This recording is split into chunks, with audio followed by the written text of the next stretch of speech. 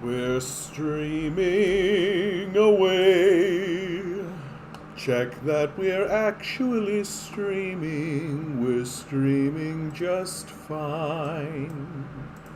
It's Monday today. This stream is all mine. Let's stream together, you and me. Hey, how you doing today? Hope you had a good weekend. It's weird, dude. Like two days off in a row for me is weird. I'm kind of feeling like I don't know if I like it. You know, it's a weird thing to say, but like it just feels like an eternity by the time I get here. Right? I feel like I'm like completely disconnected. Like the week goes by so quickly. And then Saturday is a nice day off, and I have a nice time. Hey, Ruth, how you doing? You're the first one in. You're the first one in. Good to see you. Good to see you. And then Sunday, I feel like it's like this, like ancient time passes, and then by the time I get to Monday, it feels like I've never streamed before in my life. So, oh well, here we are. I hope you're doing well, Ruth. So let's get on with the news. I mean, the big news to talk about, honestly, is Biden's domestic terrorism. I can find that on the domestic terrorism statement. Like, I mean, this terrifying document, right? Anti-government, anti-authority, violent extremists. And I mean, you could make the argument that, like, they're just setting this up to define like the different types of violent extremism that exists in the society, but I find that to be kind of odd. Like, I feel like you don't need to explicitly say, oh well, there are animal rights violent extremists and there's anti-capitalist violent extremists. It just seems to be an excuse to kind of march us even closer to McCarthyism. Very scary kind of moment where the president's office is releasing documents saying that, oh, if you're against capitalism, right? If you're anti-capitalist, then we can come and get you. I don't think so, man. I don't think so. That's very scary. And like, if people are smashing up the place, like, how much does their ideology actually matter? It just seems like there's already laws in the books for this, so it just seems like a very strange document to release. What are the liberals hiding this time? By releasing redacted vaccine contracts, liberals have all but ensured that the truth about their pandemic response stays buried. Yeah, of course. Like, they're never going to want anybody to actually do, like, a full investigation into what happened. But, like, if I were to take a less sinister tack and just kind of look at the liberals, I don't think any power or structure of any sort, any party, is ever going to want to be investigated, because it's always going to look really bad. You're going to see how hard they panicked, how ridiculous the situation actually was, how massive they conceded to large conglomerate corporations, how unprepared they were, right? You're going to see all of that. So it's going to be an embarrassment for them no matter what they do. So I can't imagine that they would ever want the truth about their pandemic response to be revealed. Because, I mean, for God's sakes, like, take a look at what the hey Alvin, how you doing today? Take a look at what, like, the United States is doing with the lab leak theory. Like, instead of actually turning inward and starting to reflect on, okay, well, that was our coronavirus response. How did we do? What did we learn? What could we change? Instead of having any kind of internal self-critique, now they've launched down the road of, oh, it was the Chinese virus and the Kung flu and there's the lab leak, and you got Jon Stewart on the Daily Show. You're a libertarian? All right, I am not. I'm a communist. I think that what kind of libertarian? Because that word gets thrown around a lot, Alvin, and I don't quite know what people mean when they say that sometimes, because it can mean a lot of different things, I feel.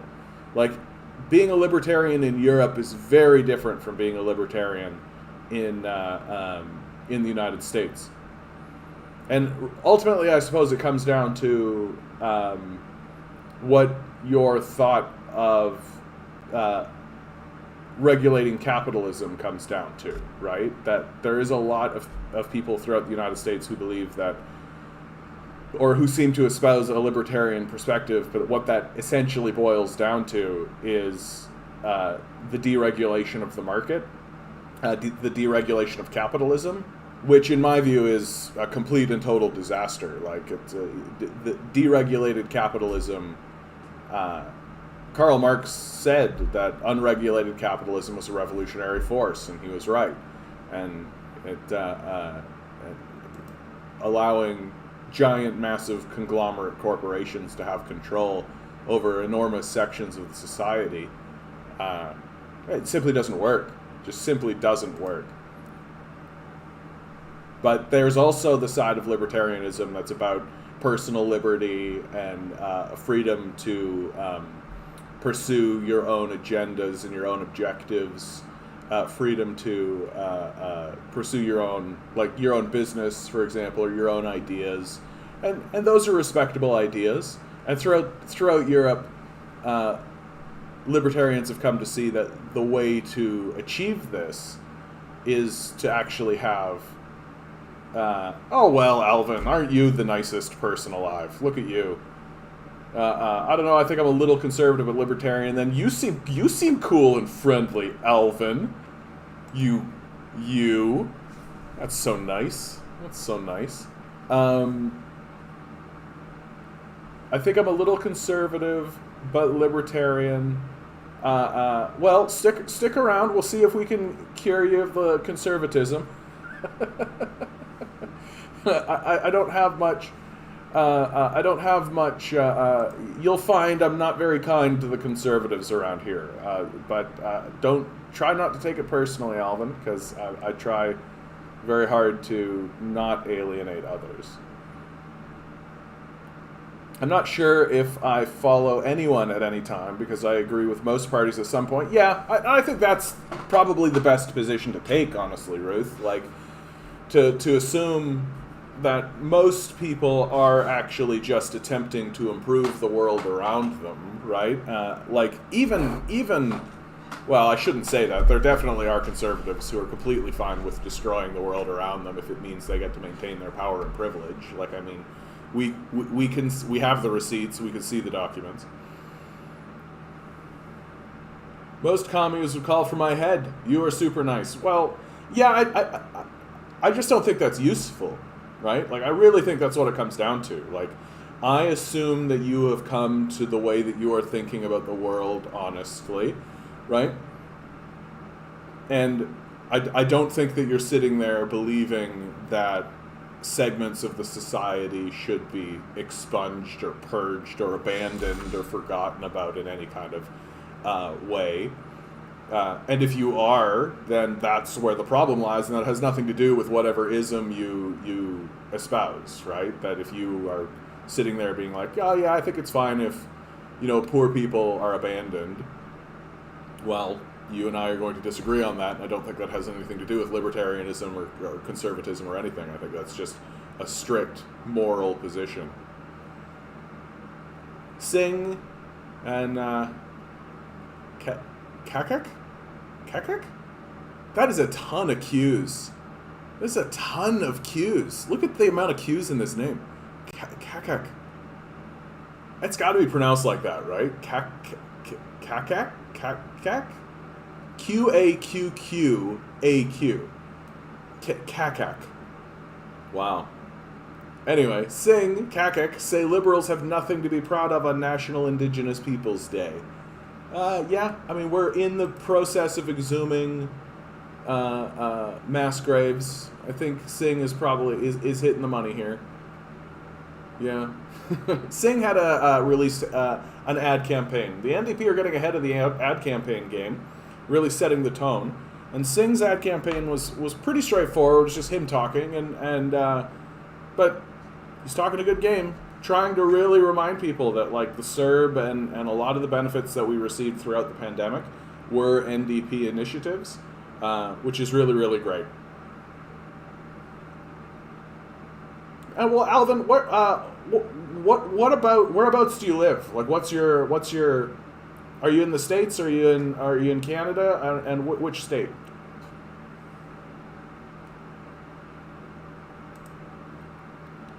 Jagmeet Singh seems like the type of person I would be friends with, but man, his taxation policies are crazy. Ooh, I disagree. I think his taxation policies are essentially like conservative center, like center conservative. Like that's really where I peg him. Once you step outside of the neoliberal trickle down economics system, which is a failure and doesn't work on the face of it, like his policies of raising taxes on people who have the wealth to be able to spend money on taxes, i.e. wealthy corporations and the rich.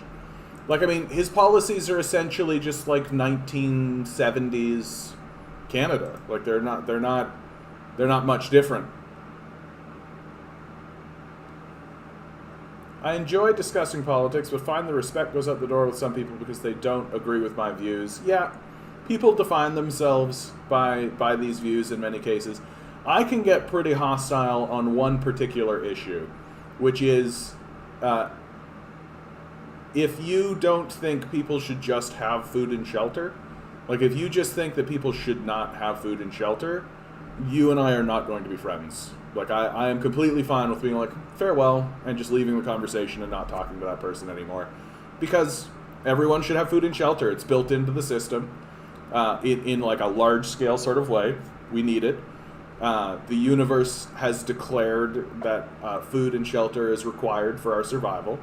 And if you are going to come at me with any kind of argument that says we should withhold food and shelter from people for any reason, I'm going to have a significant problem with that.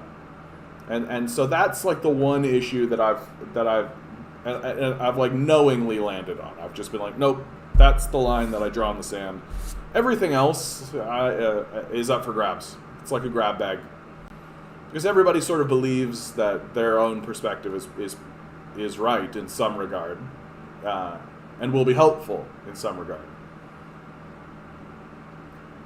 Oh yeah, the whataboutisms that are a thing in politics, and that's a tactic though. That's a tactic, right? To point at people, and it allows you to not actually discuss the issue. So it's a political tactic that's being used. I love this, the Beaverton. Ryerson agrees to change name, drop the university. Classic. You're born and raised in Vancouver, living in Calgary. Very nice. It's an interesting move to go from Vancouver to Calgary. Like, although I guess British Columbia has gotten a bit more conservative as time has moved forward. What's my stance on guns? You can have a gun. That's gun. A gun is a tool like any other tool. I mean, I don't want someone to have there is a limit to my thinking on this. That there is a difference between a gun that you're using for your a gun that you're using for hunting or even home protection. Like, I'm from very, very rural Manitoba, like where a gentleman saying I have this gun for home protection is extraordinarily legitimate. Like, you live in the middle of nowhere, and if someone pulls into your yard with hostile intent for whatever purpose, sure, you want to go call the cops and like all of that kind of stuff, but there's nobody around you for a mile, right? Like, so I know many people in rural Manitoba who have a gun ready to go by the front door, right? Like, the bullets are there. But there does come a point where, like, the weapon that you are getting is not for home defense. It is not for hunting. It's explicitly to, like, clear a trench, you know? Like, it's explicitly, like, you could, like, destroy a building with it. And I'm like, No, that's okay. You don't need to have that gun. Like you don't need to have like a weapon of war, right? Like there is a line. There is a line where it's really obvious that the reason why you have this gun is to do some damage. Yeah, exactly. That's exactly my position, Ruth. A gun is for a purpose. There's no purpose for an AR-15 in the city. It's a war weapon. Yeah, and like, just unnecessary. Right? It's the same. It's the same sort of reason why I just wish that there weren't any nuclear bombs around. It's like the only reason to have a nuclear bomb is to destroy a city. Like, we probably shouldn't have these things, and it should be it should be an international crime to even build one of these things. But not the world we live in, unfortunately. Thousands of people took to the streets of Rome to demand justice for Adil Belkdim, a trade union leader killed on Friday after a truck deliberately rammed through a picket line in front of a supermarket warehouse in the northern Novara province. This is like the ongoing struggle in unions, right? Like, I talk to so many liberals who pretend as though capitalism reforms itself, or that the benefits that we have came from a liberal sort of reforming system. When the truth is that this is how reforms get pushed through. That trade union leaders, right, and unionists go on strike, or are struggling constantly against the capitalist class, and are consistently attacked and murdered, right? The labor history, especially throughout the United States, is extremely bloody. And there's every reason to, and it is consistently ignored by liberals and by our media. And it's just, we pretend as though it all is like, oh, just go vote. That'll do it. You'll go vote. Don't pay any attention to the guys who are like on the streets and actually getting the work done. Don't pay any attention to them. Certainly don't join those people. Certainly don't facilitate them. Certainly don't look at them and realize that, oh yeah, taking to the streets and gathering coalitions on the streets to pressure politicians in their day-to-day life, that's how you actually affect change. Hey Andrew, how you doing? Yeah. Even right libertarians I know think the labor unions of today are much too squishy. Yeah, and they are. They are. Like, our unions are largely, like, it's easy to take unions over for that. They've become part of the capitalist structure, right? That you can just buy union leadership, and that will keep things done. And there's a lot of, like, you know, minor liberal reform. I'm not purposefully skipping over your question here, Alvin. What do you think about carbon tax? I mean, something like this is going to be necessary. I do think the transition to solar and electric vehicles is an inevitability. It's like right on the horizon. And there will come a time when, like, I mean, I genuinely think that if we started ramping up the carbon tax right now, the transition would happen much faster. But I at the same time, I do think that the people who are being most affected by it, which is your like rural farmer type, right? They are correctly bringing this up as a concern, because the cost of this is not landing on the, like, large polluters and the large multinational corporations. It's landing on the farmer.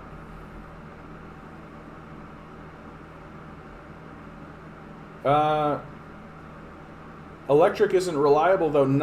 But this is what I'm kind of saying. It's getting increasingly better over time. Like, if you find here, there is a video that I say, I'm not going to show it right now because we're streaming, and I have shown it before. This video right here. Just type in Tony Seba into YouTube.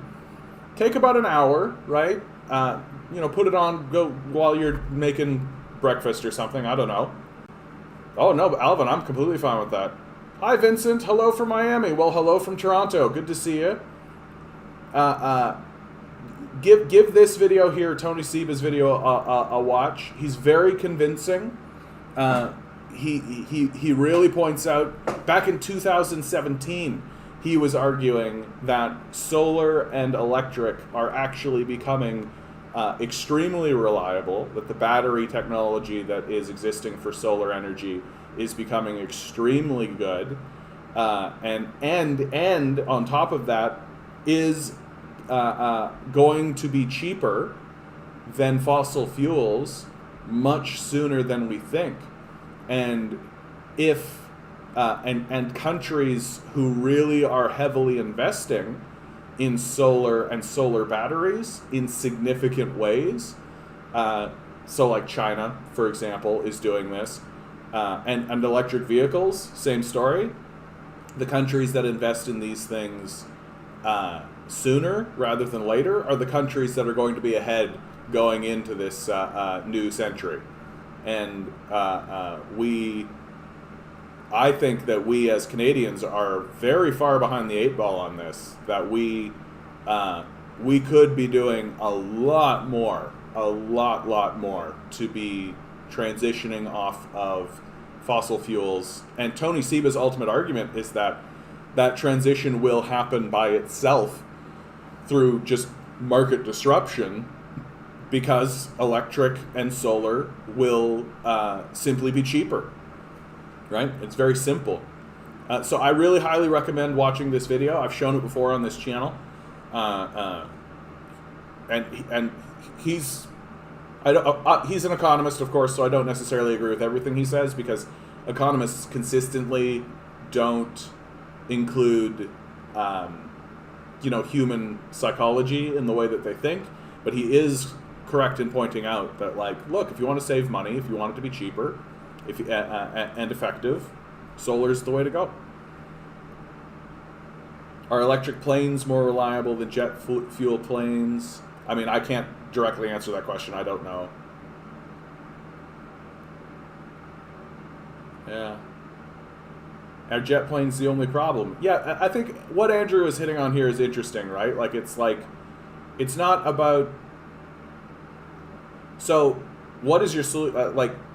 It's not about, so the jet planes are the only problem. It's not about solving every single problem all at once. It's about smaller bites, right? You don't solve, Confucius say, man moves a mountain by moving away small stones, right?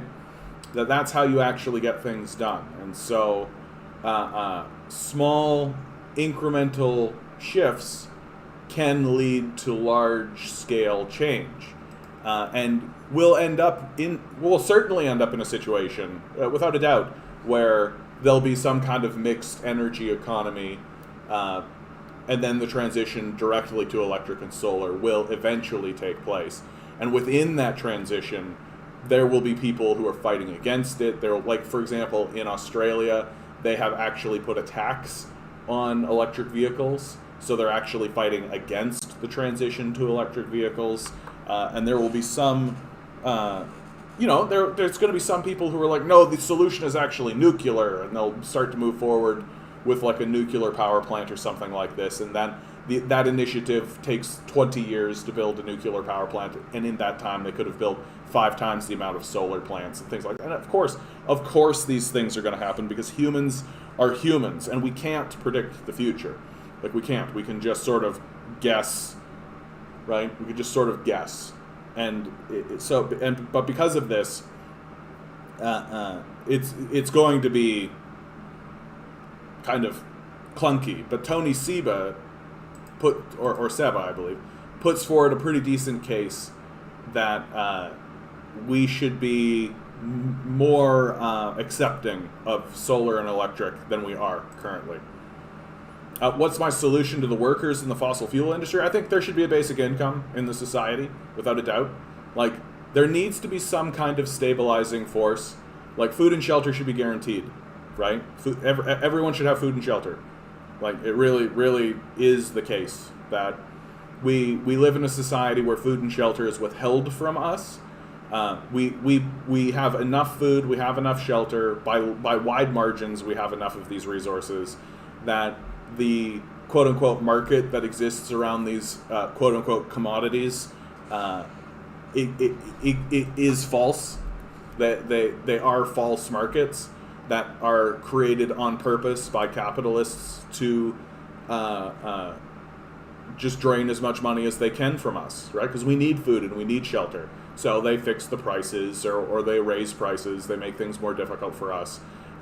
Same story with rent. They raise the rent. And right now they're going through and they're buying up all the housing properties, so nobody's going to even own their own house in very short order. And what do you think they're going to do then? They're just going to jack the rent. Because what they ultimately want is a situation in which you work for them, right? And so they pay you a wage, and then you have to turn around and give your entire wage back to them for the right to have food and shelter. And if they really get their way, then the wage that they pay you will not actually cover the food and the rent of that with the price that they set, and so you'll have to go into debt. To who? To them, of course. And so you'll constantly be in this cycle of larger and larger and widening debt, while consistently doing all the work for them while they do absolutely nothing. Because, you'll hear me say this a lot on this channel, Alvin, capitalists are fundamentally worthless. They provide negative value to the society. They do no work. They offer no value whatsoever. We should get rid of them. So what's my solution? Pass something like a basic income, make sure everybody has food and shelter taken care of, and then continue forward with the revolutionary project of extracting the parasites who are the capitalists from our society completely. Nationalizing the industries, seizing the means of production, if you prefer that language, and just consistently removing the capitalists from the process until they're gone. Basically, the whole Parksville Coliseum is a retirement home of the most reactionary folks from largely Alberta, but the world over. Oh my god, that sounds horrible. Kelowna is the other place I was thinking. Interior BC, fairly reactionary. You get the largest amount of vague left sentiment in places with high union and population density, yeah. Don't you think if we abolished income tax and other ridiculous tax like carbon tax, wouldn't we have more money?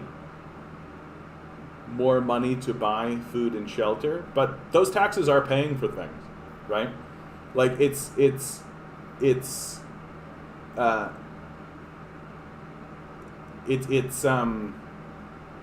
like this is a very American sort of sentiment, because Americans don't actually get anything for the taxes they pay, right? All of their taxes go to just bombing kids overseas. So they don't actually get anything for their taxes. And so and Andrew is also hitting on something here as well, which is that taxes are important to maintaining the value of the currency itself. That that you need to have some kind of mechanism, and of course you'll find as this, if more people start joining, like if Dave shows up, there are people around here who think we should abolish money, right? I don't necessarily think that that's a good idea, or if it's even possible to abolish money, but abolishing an income tax itself is structurally not possible, because as Andrew points out, it does devalue the currency. It is a control mechanism to keep. Yeah, to be fair, abolish money. Yeah, I think we can all, sympathize with that position at the very least. But also, I just think that, like this American idea, and especially libertarian Americanism, right? Like, because they don't get anything for their taxes, because the government doesn't actually do anything for them, that has created this kind of like taxes bad kind of attitude that exists, which is reasonable. If you're not getting anything, why does it exist? And whereas here in Canada, like, we have a universal healthcare system. Could we do better? Of course. Like, of course we could do much, much better than we do. But if you get something for the money that you're losing with taxes. And I mean, I also do think that the income taxes could be, like our income tax code wasn't created with billionaires in mind, right? That right now we do have like billionaires walking around, which is a problem. Like it's a massive problem for a society to have a billionaire walking around. It's like you're trying to build a nice place for everybody to live, but there's a giant walking around with a big club who just like accidentally destroys stuff, right? Like that's the billionaire problem, is that like the society will restructure itself to pay fealty and homage to these billionaires simply by the force of their existence, right? That they exist, therefore we all worship them. So we need to get rid of these billionaires. Like they just need to go. Like we shouldn't be structuring our society around individuals just because they have massive pools of wealth stored offshore. What are your thoughts on cryptocurrency? I think it's a scam. I think it's a scam. Something like Bitcoin. Okay. Opening a map. You guys around here, you know. Eventually, I'll sing a song and we'll open the map and we'll go to Argentina. So, to maintain Bitcoin as an existent thing in the world requires the same amount of electricity as the entire country of Argentina, right? That we are burning the same amount of power, right? Your fossil fuels, right? Even your clean energy and all of this kind of stuff on the country of Argentina as we are on Bitcoin. And you begin to ask, well, okay, if that is the case, then certainly Bitcoin must be extremely useful, right? It must have a purpose. It can't simply be a novelty or something absurd like that. Well, and you find when you actually start to look into Bitcoin, yeah, Bitcoin does have a use, right? It allows billionaires to engage in slave trade, trading young girls and boys with one another, to put them in mines or have sex workers in like Jeffrey Epstein's island or something like this, without being tracked. And that's fundamentally what Bitcoin is for, that it allows the billionaire class to trade in goods that perhaps their nations of origin don't want them to be trading in. And that's the true purpose of Bitcoin.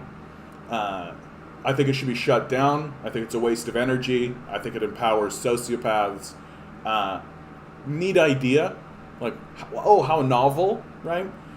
There's a novelty to it, I think, that people are attracted to, and I think people get attached to it in a like futuristic sort of way. It's like an interesting like future kind of experiment, but ultimately like it's an unaccountable currency that doesn't actually help anybody do anything except exploit people. That's it.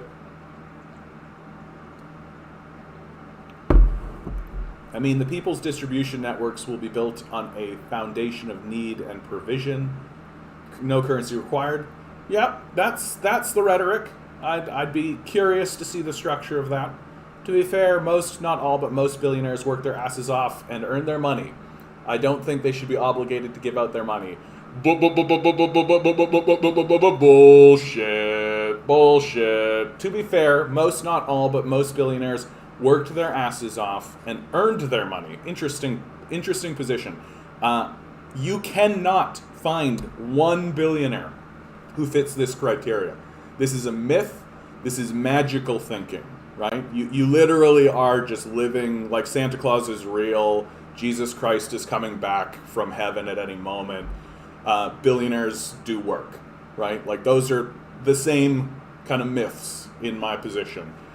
You can't find a billionaire that actually fits the criteria that you just said right here, because it doesn't exist.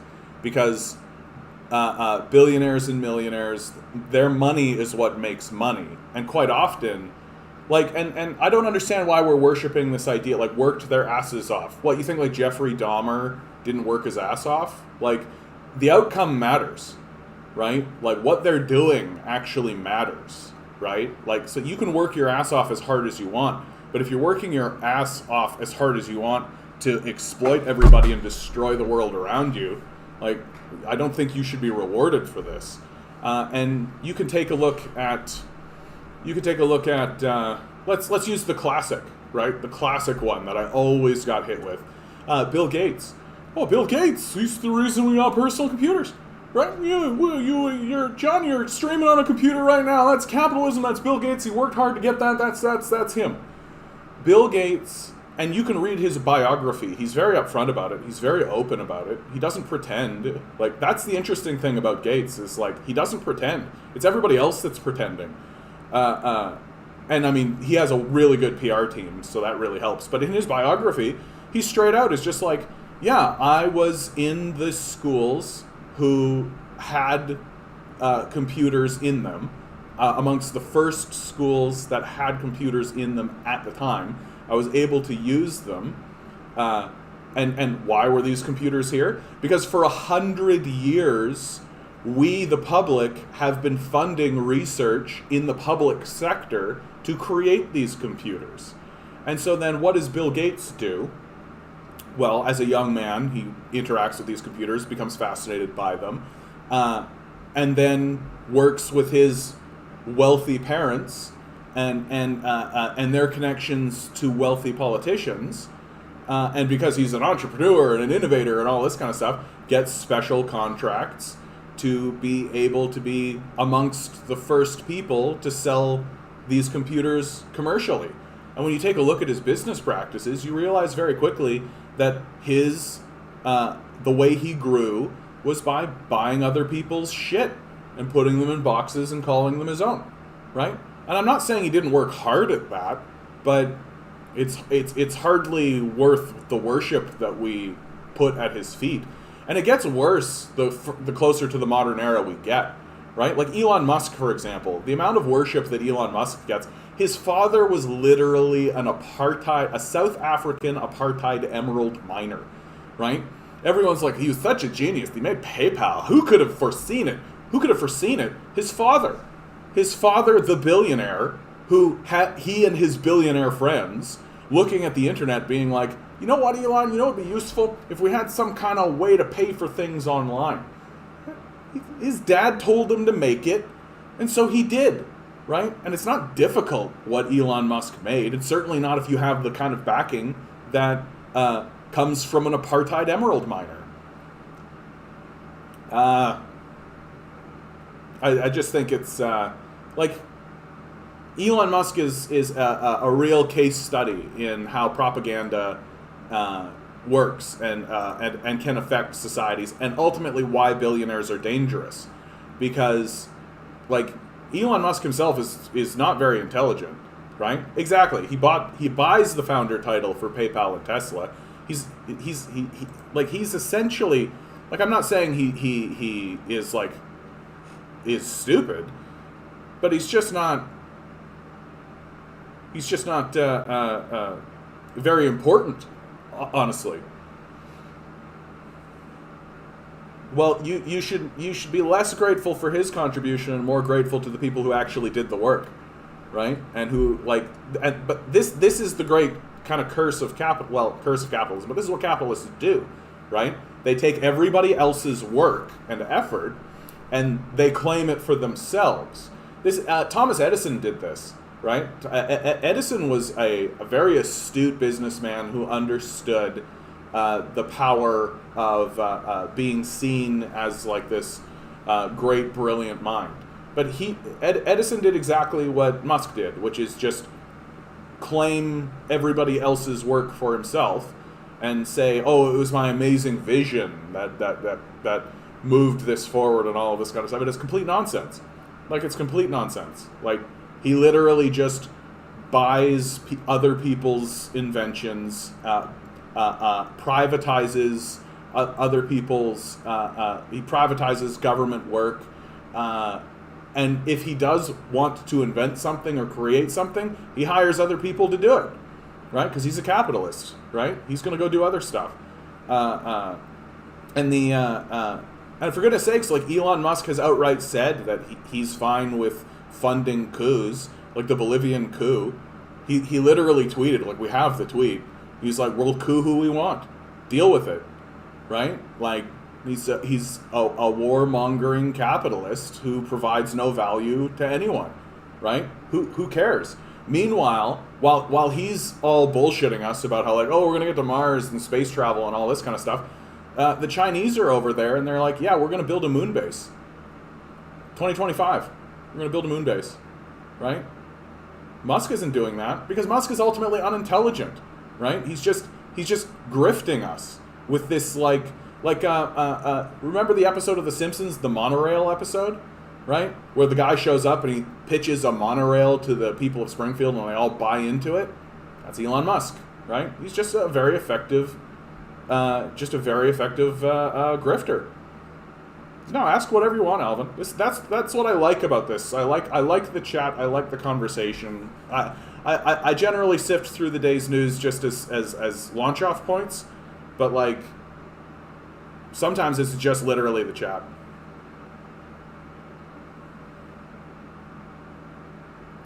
Can we visit the ISS? No, China. Fine, I'll do it myself. Oh yes, that's actually really big news. The Chinese get into space. These three gentlemen are the sons of astronauts, the sons of farmers. So literally within the space of a generation, they go from farmers to being astronauts. It's an enormous achievement for China. And a big reason why I think the Americans are getting really in... There's a lot of reasons why the Americans are getting in China's face recently. But space exploration is one of them. Because the United States has largely abandoned its public funding for space exploration. Like, they could have built a moon base. Like, these things could have happened, right? But they just sort of abandoned it because the public... because their primary antagonist, the Soviet Union, collapsed. But now the Chinese are up and running, and they're going to be building moon bases, and they're going to be doing all this kind of stuff. And so... okay. What are your thoughts on third wave feminism? I don't think I know specifically enough about things to discuss like third wave feminism, like to get that intrinsically, and I don't want to say something stupid on that. Do I think male privilege exists? Yes.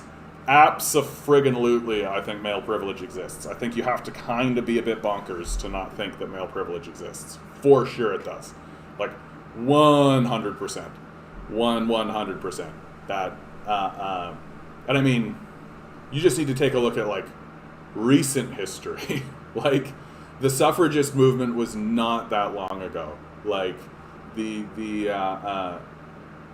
idea that women were simply not even allowed to vote, like, that was not that long ago. And men, for sure, would get more privilege, more... I mean, for goodness sakes, there's, like, educational institutions that women were not allowed to attend. And, like, that's within, like, living memory. And so, like, the idea that that's going to... What's my example? I mean, women are paid less than men.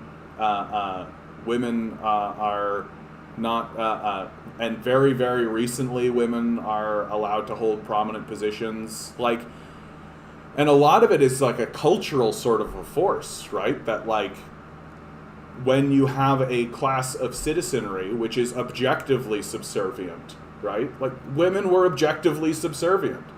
Sorry, you have a class of citizens that aren't allowed to vote. That's subservience, right? So even if you eliminate that from your society entirely... here's a great example. As early as the 1980s. The 1980s, dude. Women were not allowed to have their own bank account. If you walked in as a woman to a bank and asked to open a bank account, they would ask for your husband's name. And if you didn't provide it, you didn't get a bank account, right? As early as the 1980s. Like, definitely male privilege exists. For sure. For sure.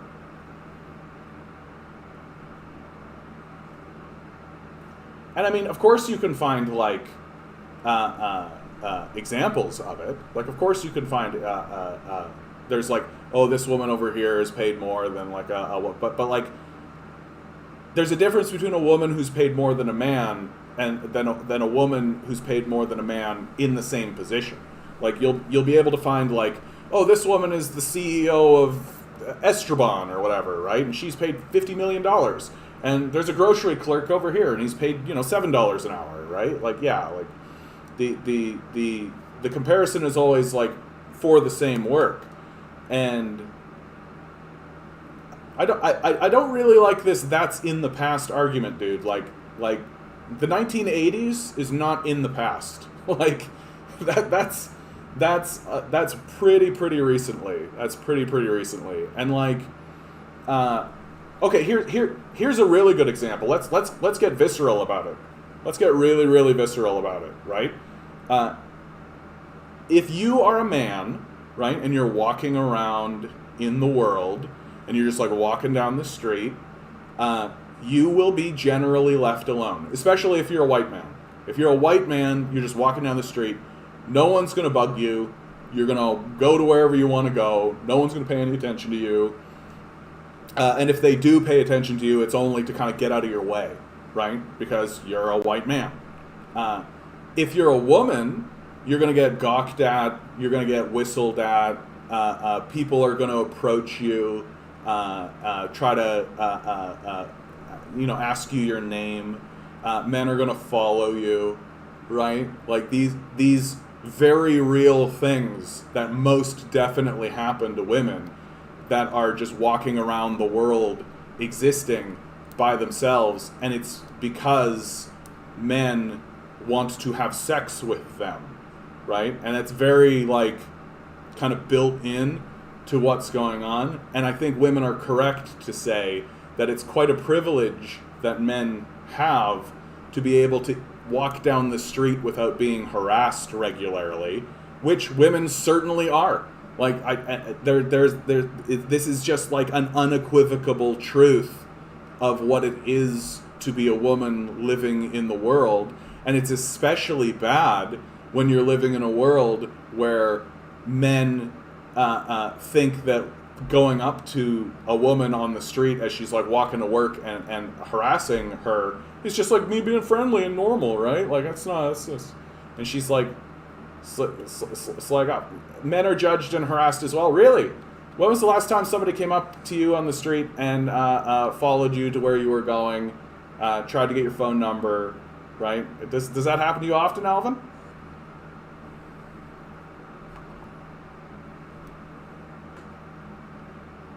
Women still have to abide by misogynistic ideals, like right of choice to their bodies. The abortion issue, yeah, is very much like a male privilege thing. It's very weird. It's a very weird conversation that's going on. Like literally just like let women decide. Like let them do what they want to do. And it's very odd that especially Christian white men feel that they need to get involved in this conversation whatsoever. In a legislative sense. It's very odd. Unisofar, down with hierarchies, conquest of bread. Absolutely, Master Ducats. I'm with you. Thanks for being here. If a woman wants her tubes tied, doctors will refuse to sign off on it without their boyfriend's permission. Today, in this country. Yeah, thanks for explaining that. Touch your boo's butt, follow you.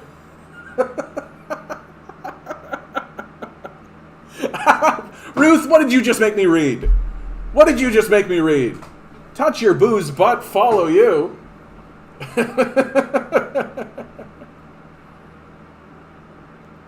Yeah, I mean, like, I've never been catcalled. The only time I have ever really been harassed on the streets was when I was dressed as a woman. That's a very eye-opening experience, Alvin, that I suggest any man who is saying that sexism or male privilege doesn't exist, go wear a dress, right? Put a dress on, look fantastic. Find your high heels, go put on a wig, put on the makeup, do the whole thing. Really go for it. Look beautiful, right? Look beautiful. You'll find out pretty fast. It took me, I'd say, one evening. It was one evening, and to walk around with women, and to really realize, like, and at the end of the night be asking these women, like, this is it, like, this is your lived experience, this is what's real, and them being like, yeah, this is like normal, dude, like, this is how it goes, for all of this denialism to just disappear, right? And of course you don't see it. Of course you don't, because the main offenders, like, if you are there with a group of women, right, then the group of women will be left alone because you are seen as the gate, right? You are seen as the gate. If it's like you and a couple of women. If it's like a group of women, that like breaks it all apart. But that's the thing, Alvin, right? That's the thing, is that your experience, right? And this is, I really try to get this through to everyone, is that your experience is not the universal experience. It's the only experience you know, and so it's, and I know you're coming from a very honest place, because it's all you've ever experienced, and you can, and it's all, and I mean, you've lived in your body, you're seeing the world through your eyes, you're feeling it through your skin, all of this, and so, of course, you can't, like, see the privilege of it, because you've never experienced the other side, right? You just don't have, and that's why I suggest, like, put on a dress, figure it out, like, look good, display as a woman. You'll see. You'll see. It happens pretty much immediately. And so I'm like, there's nothing dishonest about the position that you're coming at, but that your lived experience and this sense of, like, not feeling male privilege, it's because it exists as a normal state. It's because it is just this normalized kind of a thing. And when you hear about something that seems to be outside of your lived reality, it's because it is outside of your lived reality, right? It's because it is. And that is fundamentally because your lived reality is not the universal lived reality. And that seems to be the most difficult thing for people to overcome, right? The most difficult thing for, like, your classic, like, Petersonian, classical liberals to overcome, is the idea that your lived experience is not the universal lived experience, and that there are many experiences, and some of those experiences are easier than others. And if I had to pick which experience is the easiest, without a doubt, it is straight white men. No contest. Not even close. Not even close. Like, literally, like, straight white men, straight white women, and then just, like, go way down, and then it's everybody else. Like, for sure. And no, of course, you won't be you won't be convinced until you experience it, which is why I say go find the dress. Find a nice dress, too. Look good, Alvin. I bet you could. Voting for liberals because conservatives are worse. The lesser of two evils. Go ahead, enjoy. Yeah, exactly. Ugh. I feel like it's the NDP's time. Like, come on, NDP. I believe it. I believe you can. My attempt to make a China map. I love Jen Zedong, you guys. Yeah, I'm not going to go through that. Yeah, Ben Shapiro doesn't understand Marxism. No, I actually disagree. I think Ben Shapiro does understand Marxism. I just think that Ben Shapiro is a fascist.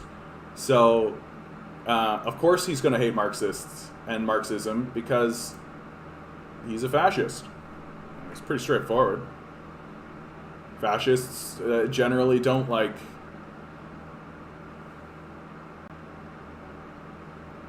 Vile Sun column denies Islamophobia.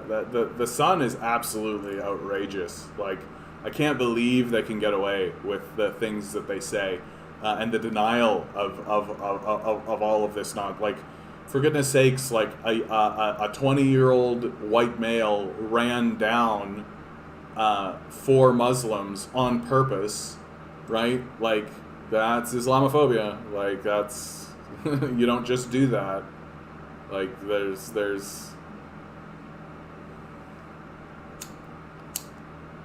it is not. You're probably right. It's gonna likely be a liberal.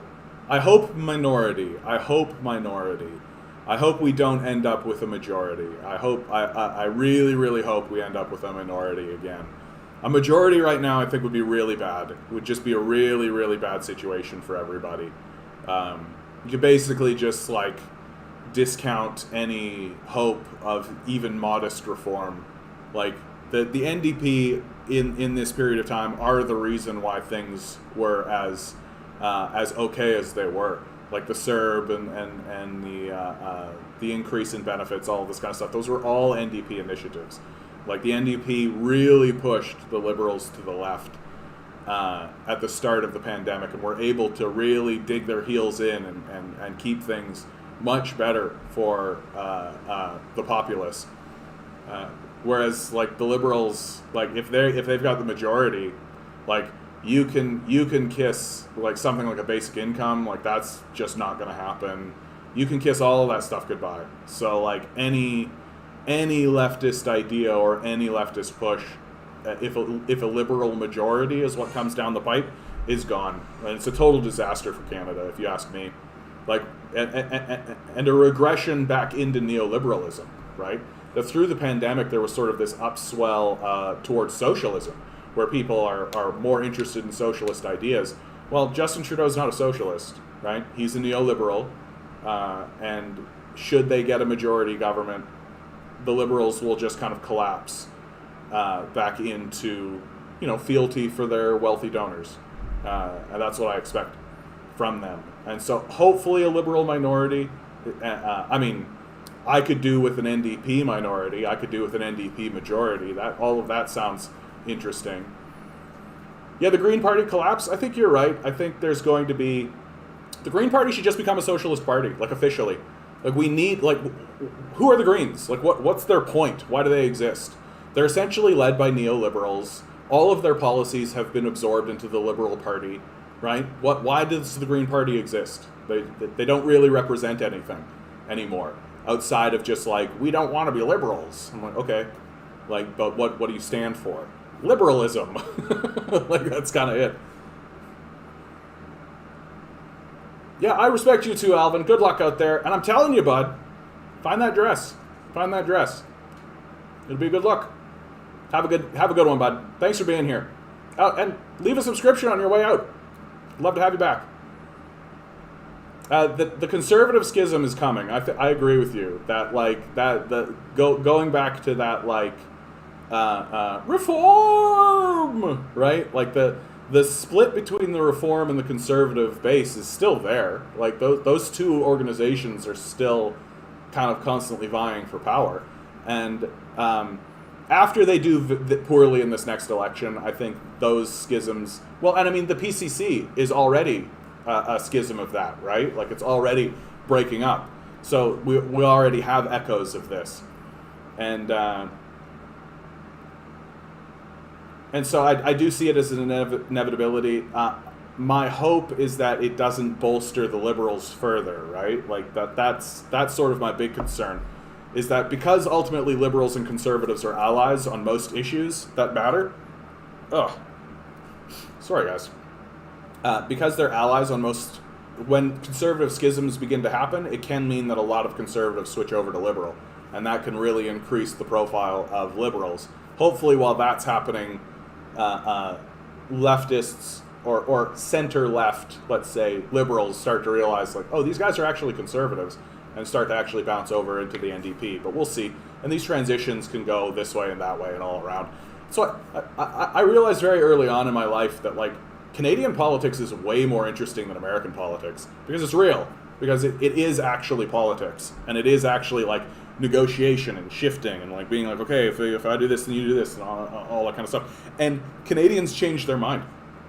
Like, they do. Like, everybody. And Canadian, like, for goodness sakes, take a look at what happened to the Conservatives under Mulroney, right? They just got, like, wiped out. They had, like, literally, 2 seats? Like, you can't even imagine that. You can't fathom that happening in American politics, right? Just a party just being wiped out. Like the Orange Wave. The Orange Wave was this like brilliant moment that occurred in Canadian politics. Just suddenly Quebec is orange, and you're like, oh, well, shit. Ben Shapiro is a racist. Thought Slime has a good video on it. You want to know what? I love news dude Ben Shapiro. This video right here. Perhaps Ben Shapiro shouldn't be taken seriously by anyone, by some more news. Cody Johnson used to work for Cracked magazine and now has his own channel, does very, very well. He has really captured like the, while simultaneously being extremely well researched and extremely informative, he's also really captured the like insanity and anxiety of the day. And his video, if you ask me, is just like very thorough, very, very comprehensive. So if we're pitching videos, I liked Thought Slime's video, and I like Thought Slime generally. He does very good work. But this video here, if you ask me, is like pulling out the dagger and just driving it into the back.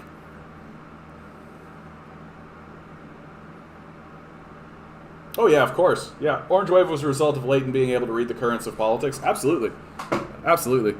Well, and also the desire amongst Quebecers for some kind of change as well, right?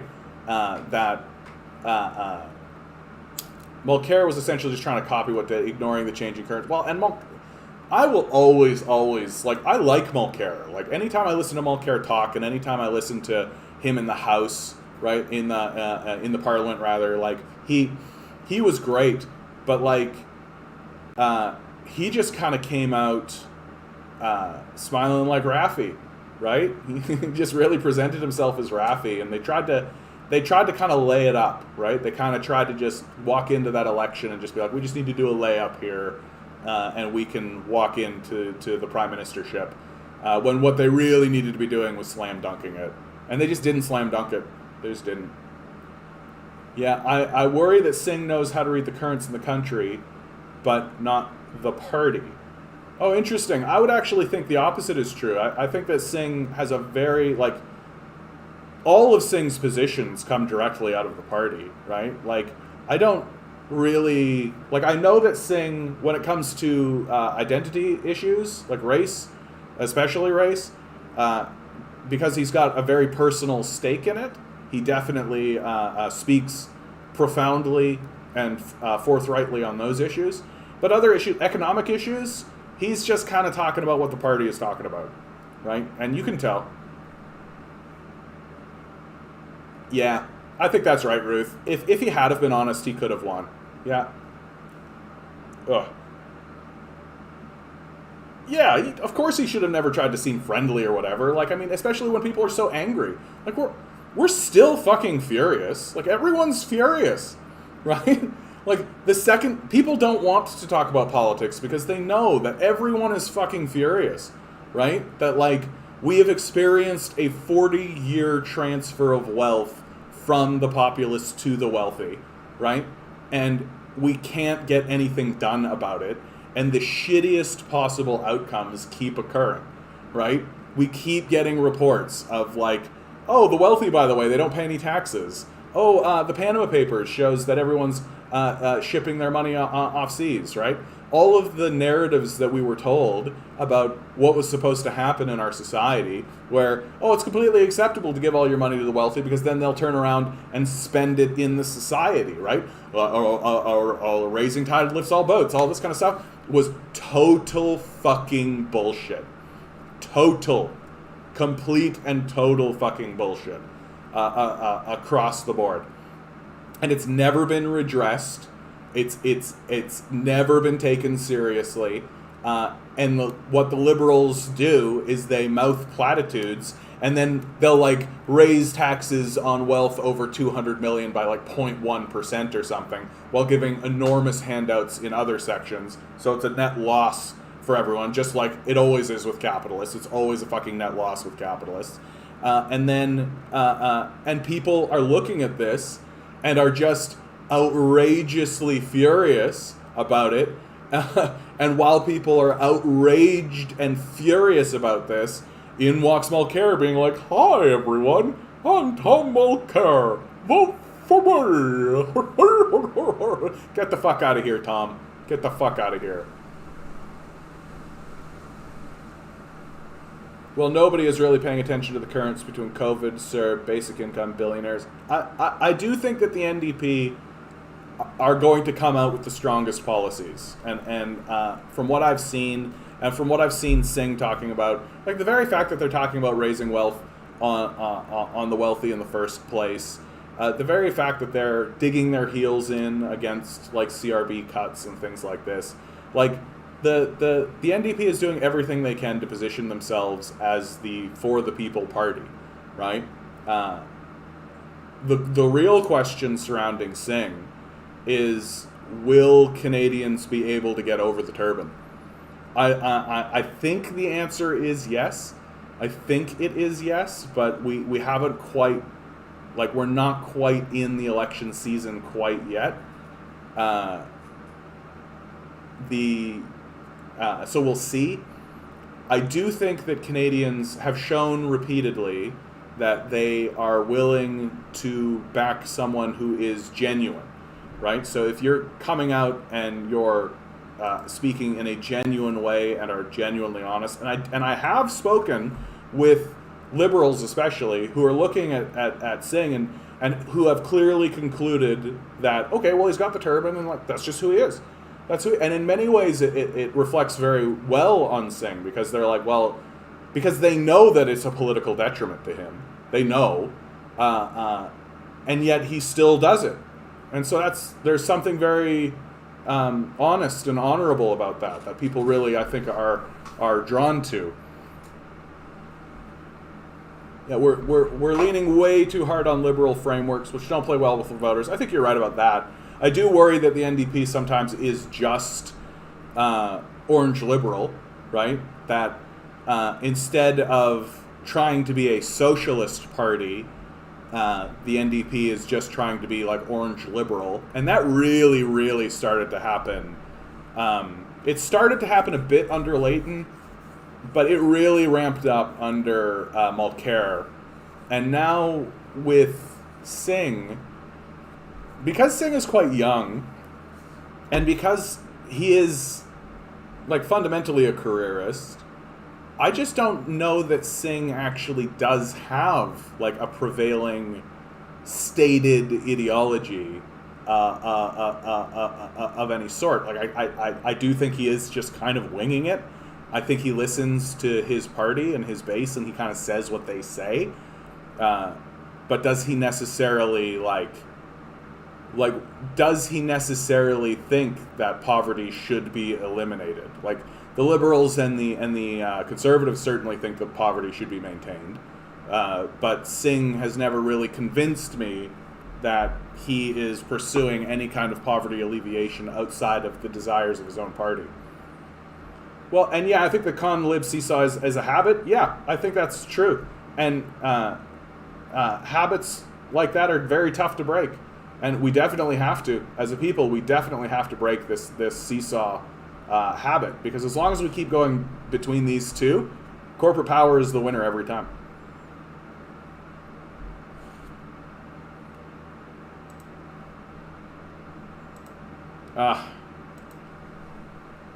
I miss being, these are gypsy moths. I miss being a beekeeper. The 90s were fertile soil for a more liberal reformist NDP, but that dried up. Yeah, well before Mulcair took over, and they didn't adapt to it. Well, and the NDP is doing a fine job, in my view, adapting to sort of the modern shifts. These next elections are going to be real, tell the tape on this conversation we're having here, Andrew. I don't think that we can go too much farther on this, because it really is going to come down to can the NDP actually galvanize the energy of the populace? Are they actually going to do what needs to be done, which is to run a good campaign, right? The NDP are notorious for running these terrible campaigns that that do nothing to actually convince anyone that the NDP are actually, like, it drives me insane that the NDP, when they're in the House and in the parliaments, will skewer people and will really come out and be shouting into the halls of power, like, we need to be helping people, we need to be helping people. And then they run a campaign and they just look goofy. They just look goofy and stupid.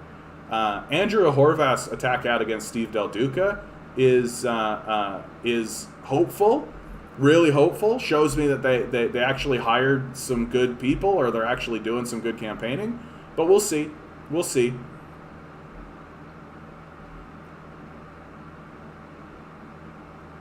Hey, Ninetails, how you doing? Good to see you. Hey, how scared are you that the libs will follow Biden? No communist threat in Canada.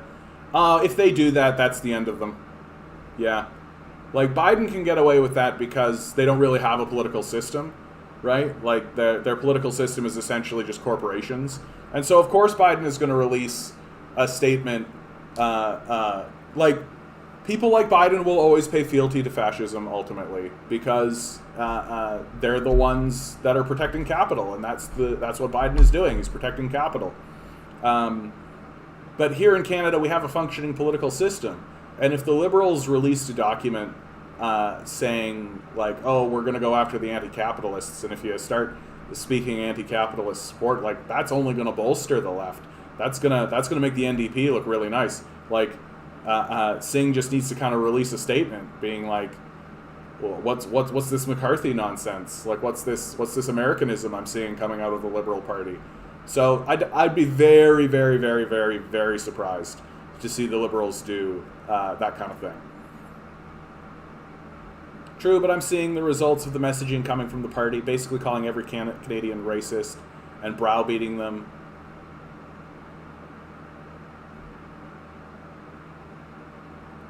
That's not what Biden's doing either. I mean, the documents he's coming out with are very intimidating. They're very scary. Watch Bo's video on it. I don't know who Bo is. Here, should I be searching something? So let's Bo Biden. I don't even know what to look at. Let's just do Bo Biden, see what happens. No. Bo of the fifth column. Fifth column. Bo of the fifth. Oh, this guy, yeah. Let's talk about Biden's communion troubles. Is this the one? Let's talk about Biden's administration listing political ideologies as bad. This the one right here?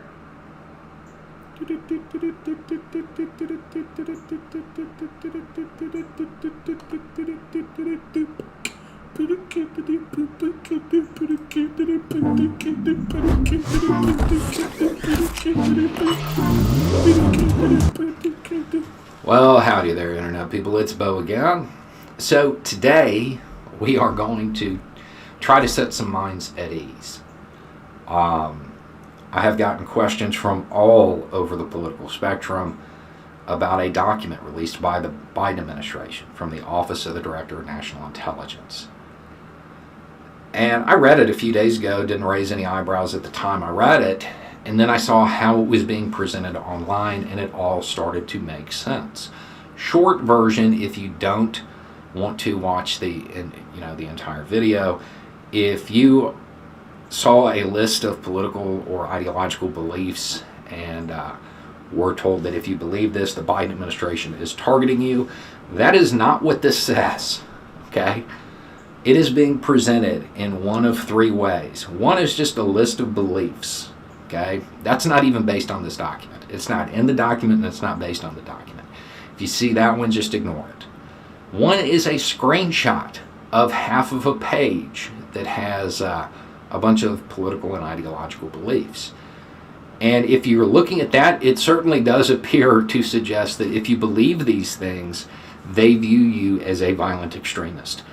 That's also not what it says. The third way is the full page. That top paragraph is like super important to understanding what you're reading.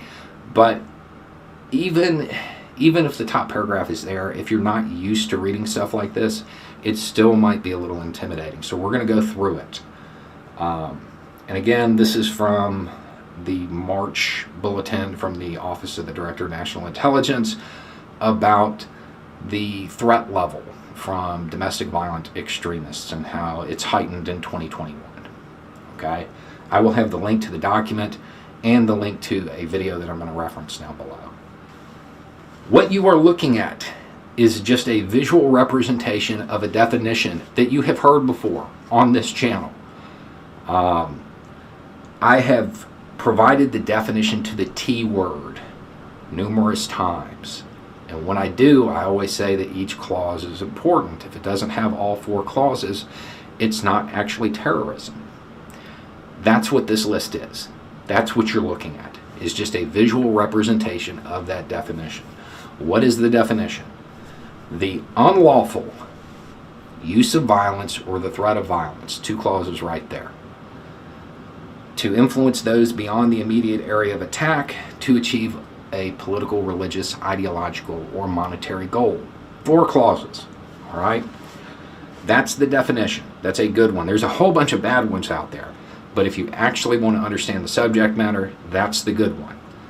That top paragraph that is missing from some of the screenshots. So I'm just going to stop it says, because he's getting very kind of technical with his argument and like pretending like America has a legal system, and kind of trying to like let the Biden administration off the hook a little bit with like legalese and legal jargon, right? Like the McCarthy era had a very kind of similar sort of thing. Like the people who were blacklisted as communists throughout the McCarthy era,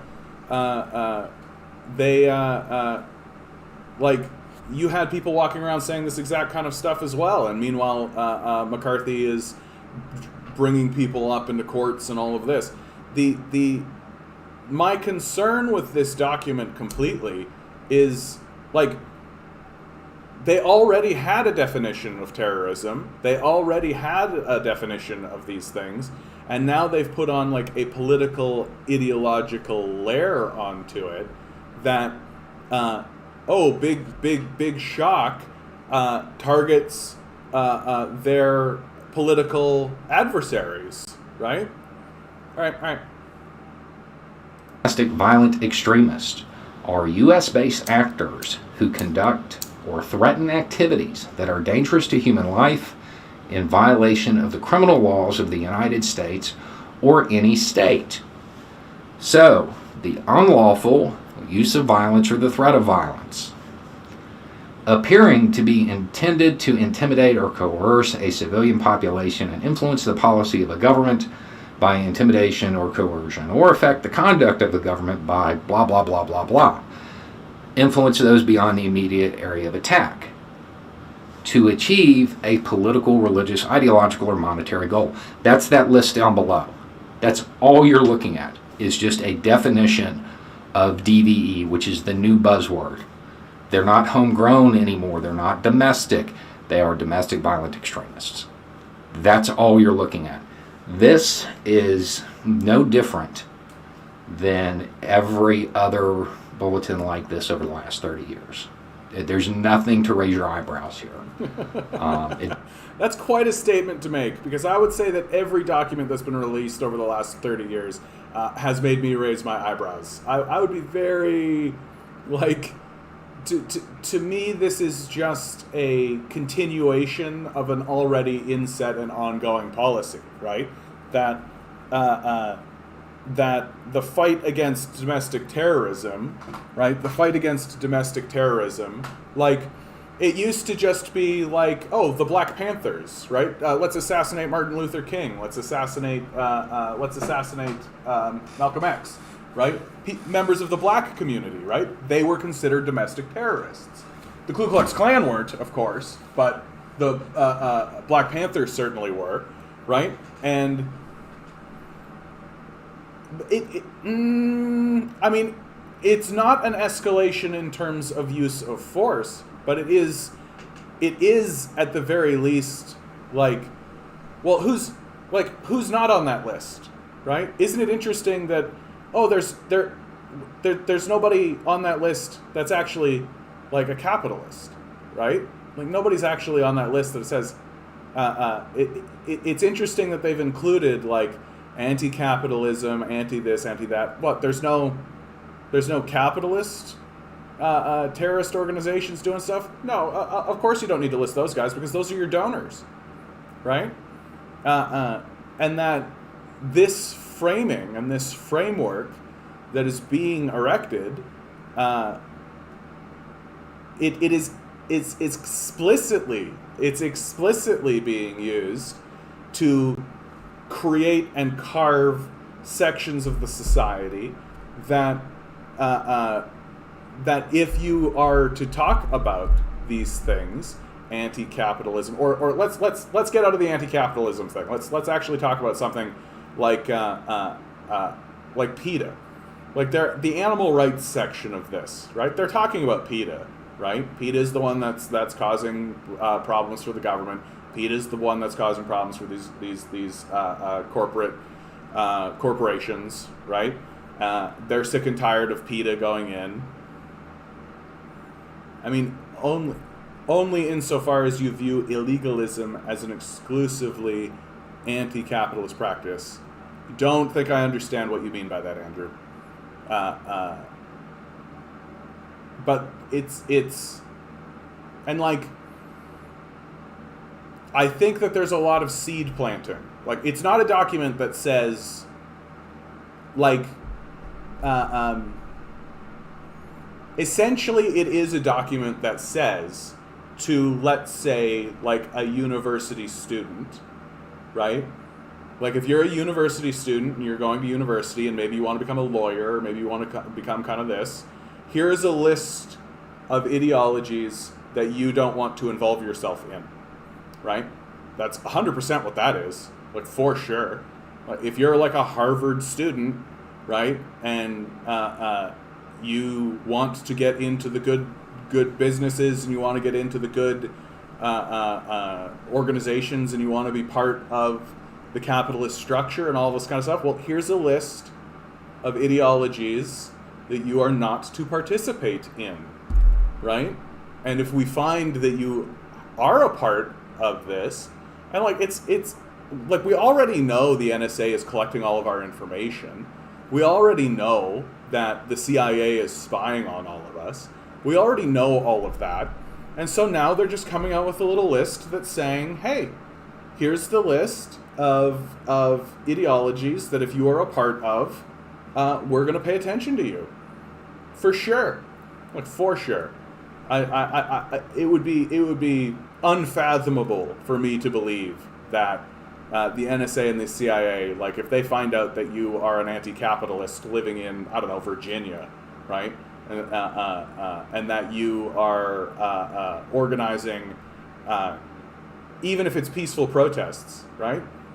They're for sure going to pay attention to you. For sure. They're being very explicit about it.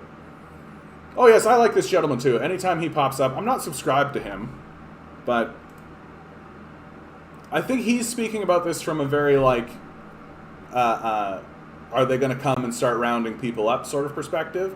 But what I'm driving towards is a more, like, a Chomskyan view of how the society is structured. That it doesn't need to be, like, let's go round these guys up.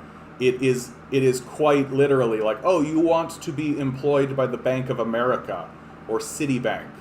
Well, then you cannot be involved in this list, right? These are the things that we don't want to see, right? And I think it's just like a kind of cultural grooming, right? It's that section of manufacturing consent called FLAC, where if they find out that you are part of like the Young People's Anti-Capitalist League, right? Well, then you don't get to work for the Bank of America. Yeah, thanks, Ward. Always making me feel better. Always making me feel better. Don't worry, Canadian communists probably slipped under like, yeah, right? They looked at the maple leaf with the hammer and sickle and the Canadian commie and they're like, that's fine. That's fine. To the CSIS employee that has to take a look at my channel, I hope you're doing well. I honestly do. I think... sorry. I like the point that he is different from his stereotypes, and he's valid, yeah. The mere advocacy of political or social positions, political activism, use of strong rhetoric, or generalized philosophic embrace of violent tactics may not constitute extremism and may be constitutionally protected. But great, right? Like, no, but Andrew, like, great.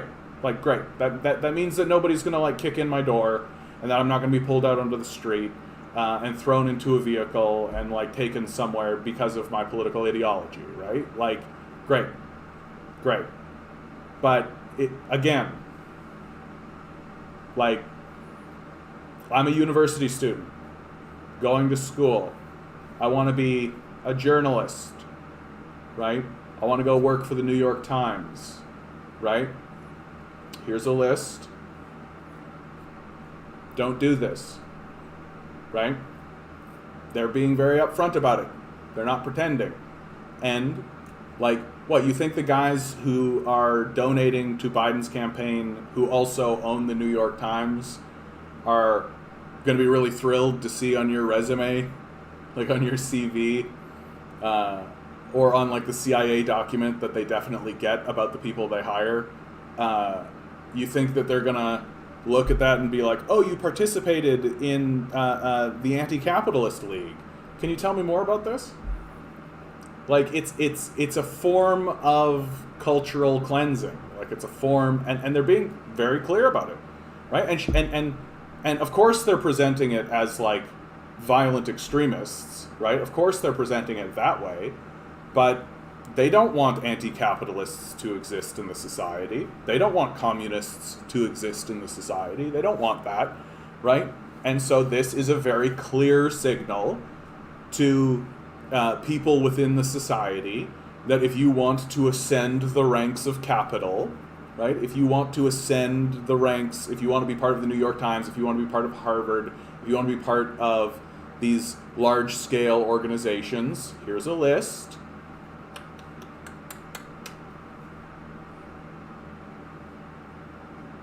Like what happens in Texas now, Israel and Palestine. This is a real headline. Texas teacher fired for refusing to sign anti-BDS oath. Yeah, like, that's brutal. Oh, and hey, Dan Boxes, how you doing? Good to see you. Good to see you. So, but I do appreciate what Bo is doing here, and I appreciate where you're coming from, Andrew, which is and it's good to point this out. It is good to point this out that they're not going to kick in my door. They're not going to kick in my door, and they're not going to suddenly, like, I'm not suddenly going to have to be defending myself in a court of law, and there's nobody who's going to be standing there being like, have you today ever been part of the Communist Party? Right? Like, that's just not going to happen. And so that, and that is important. That is important to point out, that there is no direct confrontation. But, like, so YouTube sees that I'm a communist, and they just decide, oh, okay, well, Biden's got this list of domestic terrorists on these ideologies, so, and we can see that these ideologies lead to violent extremism. We, of course, are a capitalist institution ourselves and would like to protect capital, so let's just deprioritize this sort of channel in the algorithm, right? Because here's a document that has a list of ideologies. And I mean, this is something that YouTube could do today. They could do that if they haven't already, right? And that isn't people kicking in the door. That's not like threat of violence or rounding up anybody. It's just doing the thing that capital has begun to do in the last couple of decades, which is just funnel people into poverty and homelessness, just steadily trickle them out, make sure they're isolated, make sure they're disenfranchised, make sure they're silenced, invisibilize. And a document like this is just very explicitly signaling to people, here you go, we don't like these. And it's very kind of telling to me that, like, okay, well, there's no capitalist terrorist groups. Oh, that's right, you're funding them.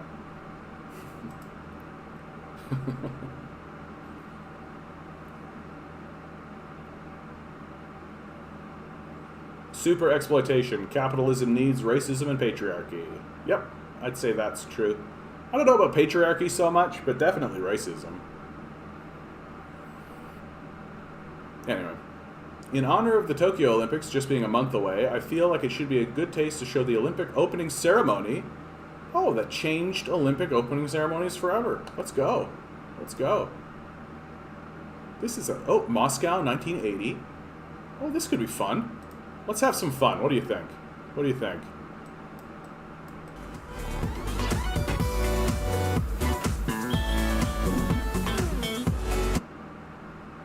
Oh, it's like 2 hours long. I was hoping it would be like clips. That's a shame. That's a shame. I was really hoping there would be just like clips of like the highlights. I don't necessarily need to see a guy like walking. Who's going to spend 2 hours, do you think? How many people do you think actually like watched this for 2 hours? I guess you could have it on in like the background or something. Anyway, I'm not watching this. That's a shame. I was hoping it would just be like good clips. Can they make communism illegal? I mean, they've tried. They've tried. You can't really make something like communism illegal, right? Like, you can't really do it. You can just like make it so that it's not, let's say, culturally appropriate, right? That it's passé. Peer-to-peer networking is the big threat. Napster and torrent platforms. Yeah. Well, and the internet, right? The internet itself has created a lot of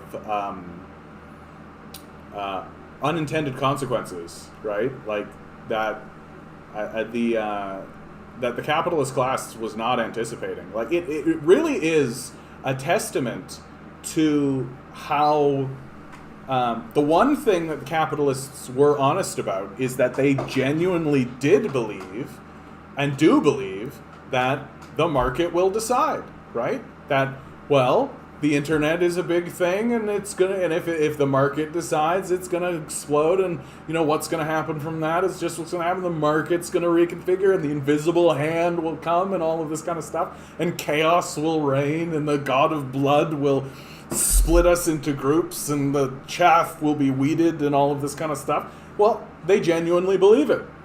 And how do we know they genuinely believe it? Well, if you were like just interested in being authoritarian, tyrannical dictatorship, you would never allow something like the internet to exist.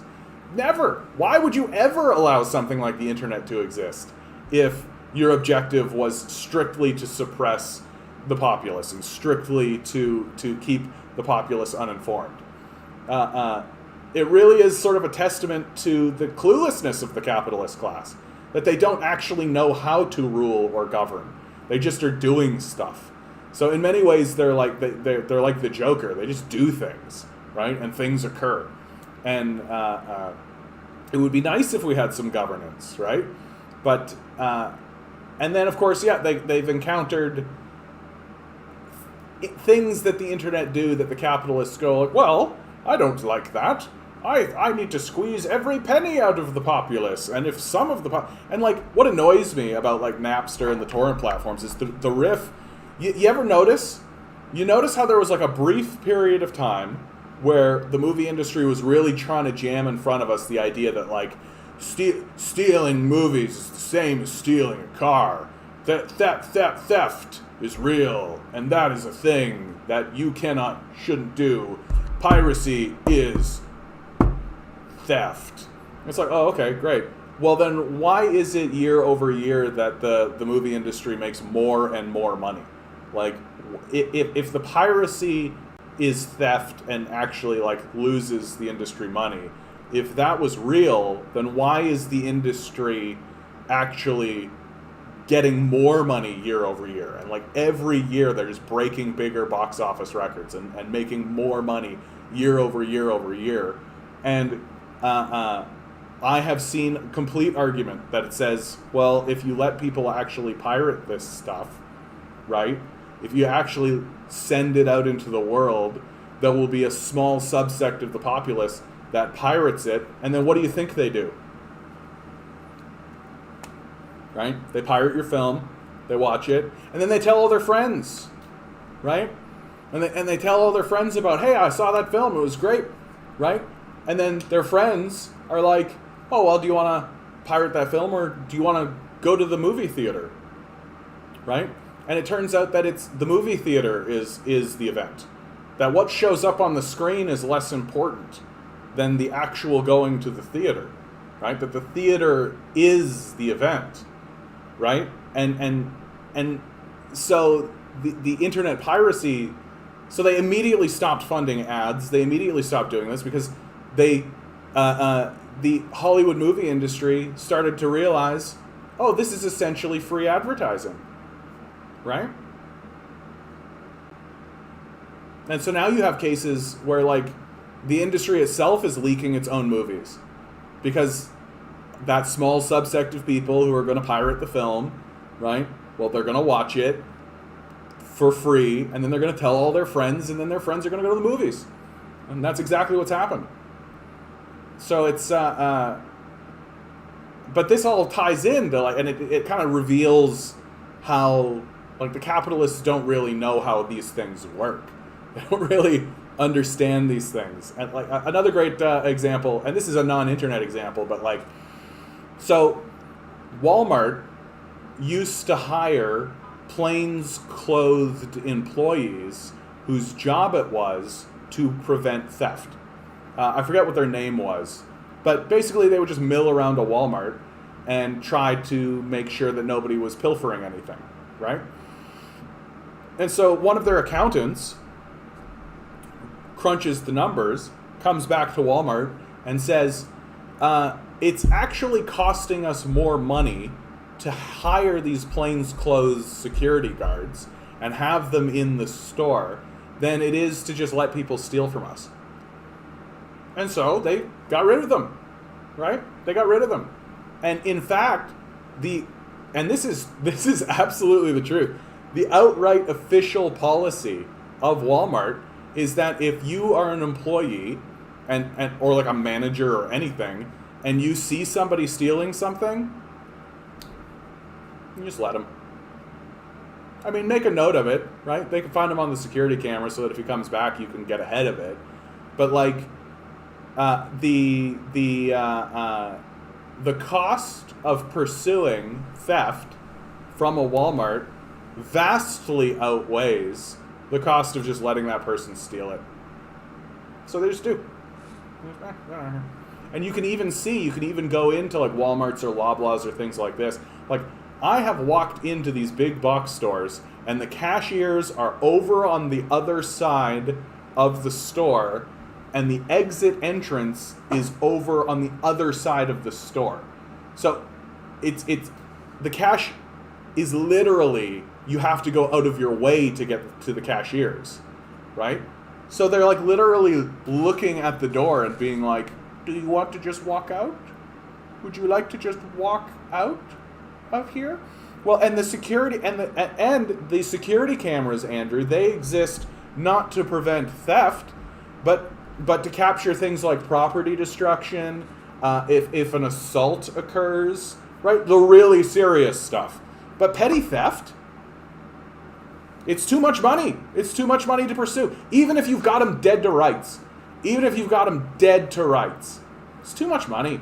It's way too much. Hire a lawyer, get the police involved, have a manager, fill out some forms. So now you're paying your manager to deal with this. And in the end of the day, bigger fish to fry, man. Yeah, if there's like major theft, you want to be able to kind of track that. But like, not here. There's someone checking your bags if the alarm goes off. Probably a smaller store. Yeah, Ruth? Probably a smaller store. It's different when you get to the smaller stores.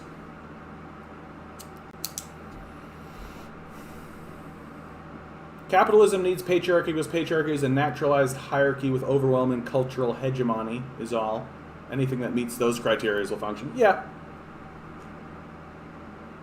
Israel, Palestine, and the myth of the generous peace offers new documentary analyzing the settler colonial nature of the Israeli-Palestinian conflict and the myth of Palestinian intransigence during the peace process. How's that for a title? Holy cow. But yeah, like, there's no peace offer. Like, what are you talking about? Like, there's no peace offers coming out of Israel. Like, it's an ongoing genocide. Like, that's what it is.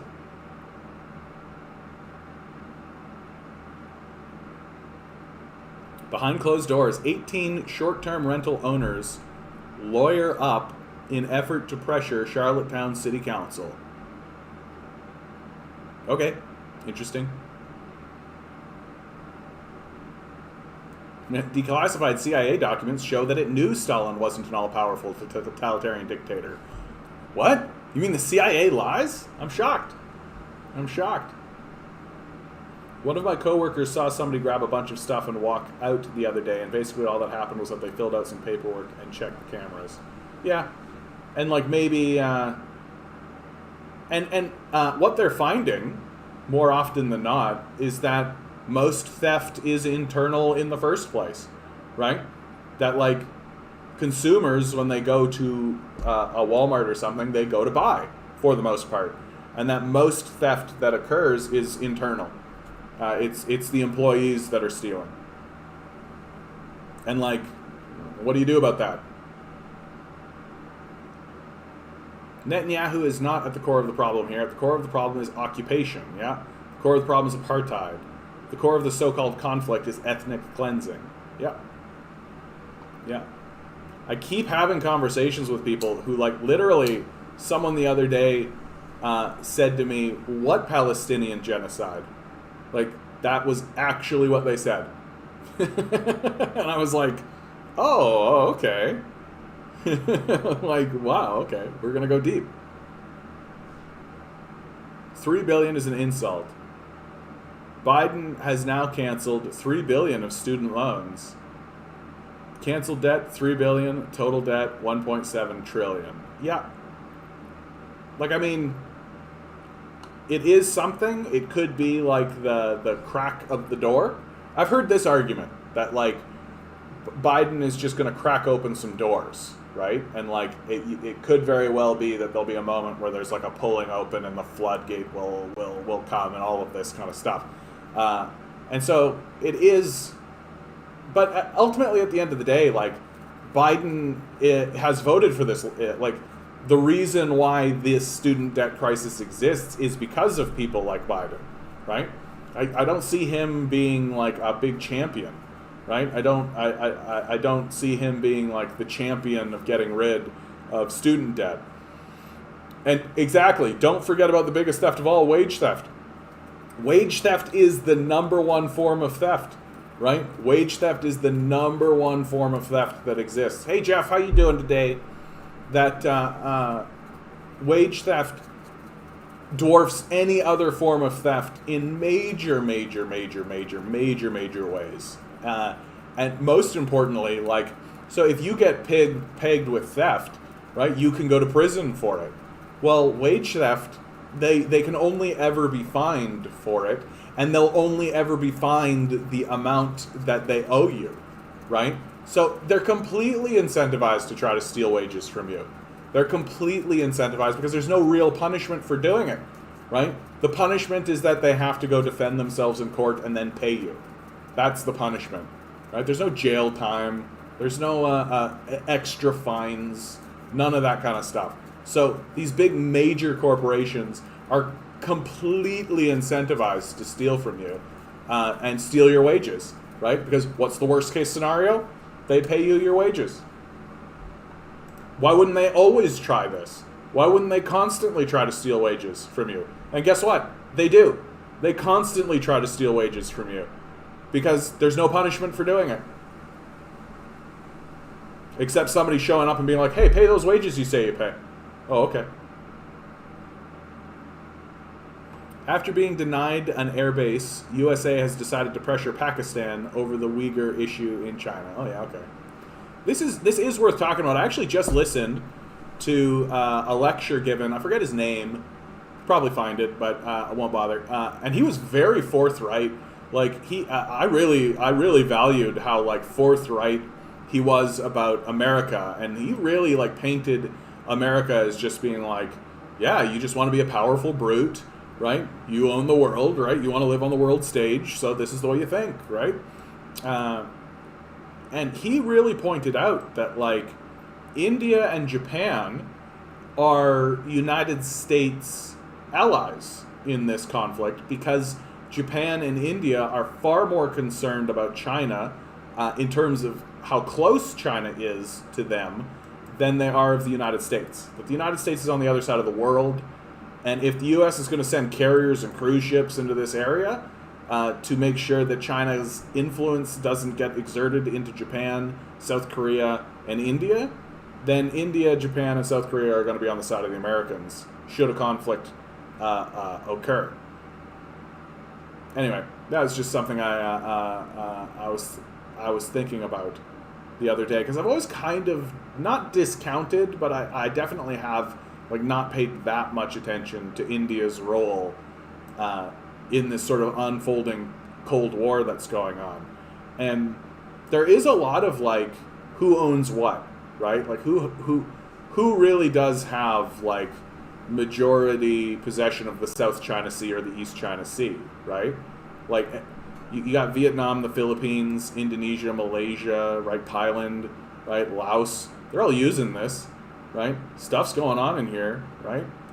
But like China's the big player. Then you have Hong Kong and that whole conflict going on there. And I don't really know why I started talking about this. I just like maps, you guys. I just like maps, and I like looking at maps. Oh, I have something to say about Hong Kong, actually. Because I've been critical of China in Hong Kong and how it is... it has changed the democratic structure of Hong Kong, which is why there are people on the streets in Hong Kong protesting the Chinese government. But more and more I get to thinking about the context of war and how the Chinese are clearly preparing for some kind of military conflict. And within that context, it seems to me like what they're doing in Hong Kong is more of an emergency than anything, right? That we have to do this because there's a military base there. There's a military base there that was put there by the Americans. Where the heck was it? Oh, it doesn't matter. So like, if China doesn't have control of Hong Kong, well, there's a friggin' military base sitting right here that what, the Americans are just gonna like have control over in some kind of larger military conflict? I see that as like a pretty major reason to want to secure this region, right? That seems like important from a national security perspective. And like within the context of war, it does make a kind of a sense. It's not great, obviously. I think that I wish it wasn't happening this way. But at the same time, I wish the Americans weren't such dill holes. So,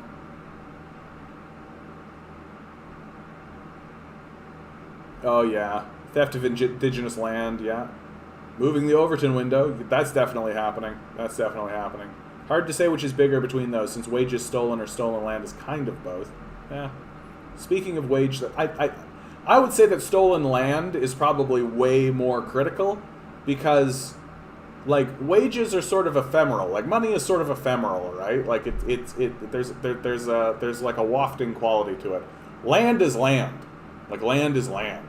And once you steal land and you have the land, then you have the land, and there's the land, right? That seems far more serious to me.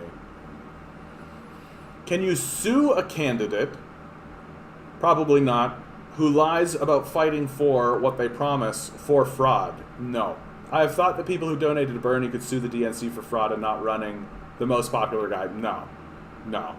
That'd be nice thought. It'd be nice. It'd be nice if you could actually do that, but no, unfortunately, the way the political structure works and the political system works is like they can say what they want, and if they don't uphold it, tough tits, right? Like that's don't vote for liars. Good luck on that front, but it does sort of show you the fragility of politics generally, right? That politics really is like a game of trust, that you have to kind of throw your chips in where you can. I remember things were heating up with India and China last year over a border dispute. Guam? What are we saying about Guam? What are we saying about Guam? Hold on, let's see. Can I just find Guam? Can I just find Guam? Where is Guam? Okay. Let's have some fun on the map for a minute. Guam. That's Papua New Guinea. Indonesia. Where the heck is Guam? Oh my god, what an embarrassment. I'm embarrassing myself now. I'm embarrassing myself now. Everybody knows I don't know where Guam is on the map. Oh, that's why. Straight up, like, just like, what? I was in the right region. I knew it was around here. Just like, yeah, and like, this lecture that I listened to, the guy was like very upfront that like the war that's coming between America and China is like just like two big puffed up empires that are just like trying to assert their dominance. And as China, extends its influence into this area, they naturally need to push the Americans out, right? Because the Americans believe they own the world, right? And so that means that you end up in a situation where both sides believe they're in a defensive position when, because it's China's mainland and it's their coast and they're going to put military there. But from the American perspective, it looks offensive, right? It looks like they're offending. And conversely, right, if America has their boats and all of this kind of stuff there and increase the amount of presence, well, that looks offensive from China's perspective. Whereas both China and America would call what they're doing defensive maneuvers. Yeah, the DNC said in court they can rig their primary. Of course. Yeah, of course. Yeah, Jeff, they flat out admitted in it. That's why they thought you could sue. Because it's against the will of the people. But, I mean, ultimately that is just like the people need to... I mean, America is its own thing, dude. Like, there's no way that this country, given how divided it is, given how it's sliding into poverty, there's just no way that they can keep going this way. They just can't.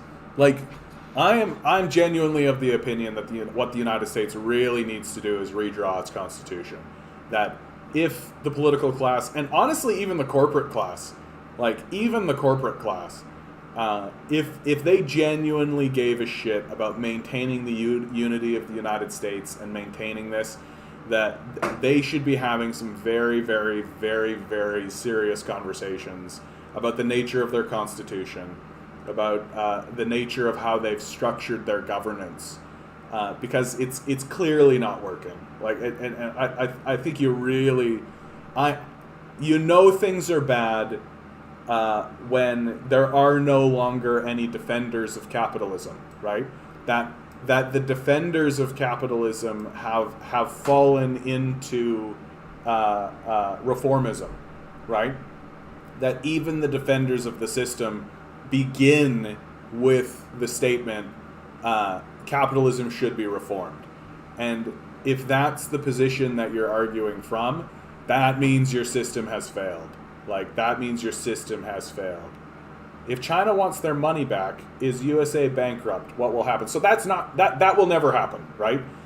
Because that's how you start a war, right? Like, that is how you start a war. If China suddenly goes, we're calling our debt, and America goes like, well, we're no good for it, right? Like, either you go, oh well, money is meaningless, and it's this like ephemeral thing that we all manufacture from our consciousnesses in the first place, so let's forget about it, call it even Stevens, and move on with our lives, just like we did after World War II, right? Like has happened many times throughout human society.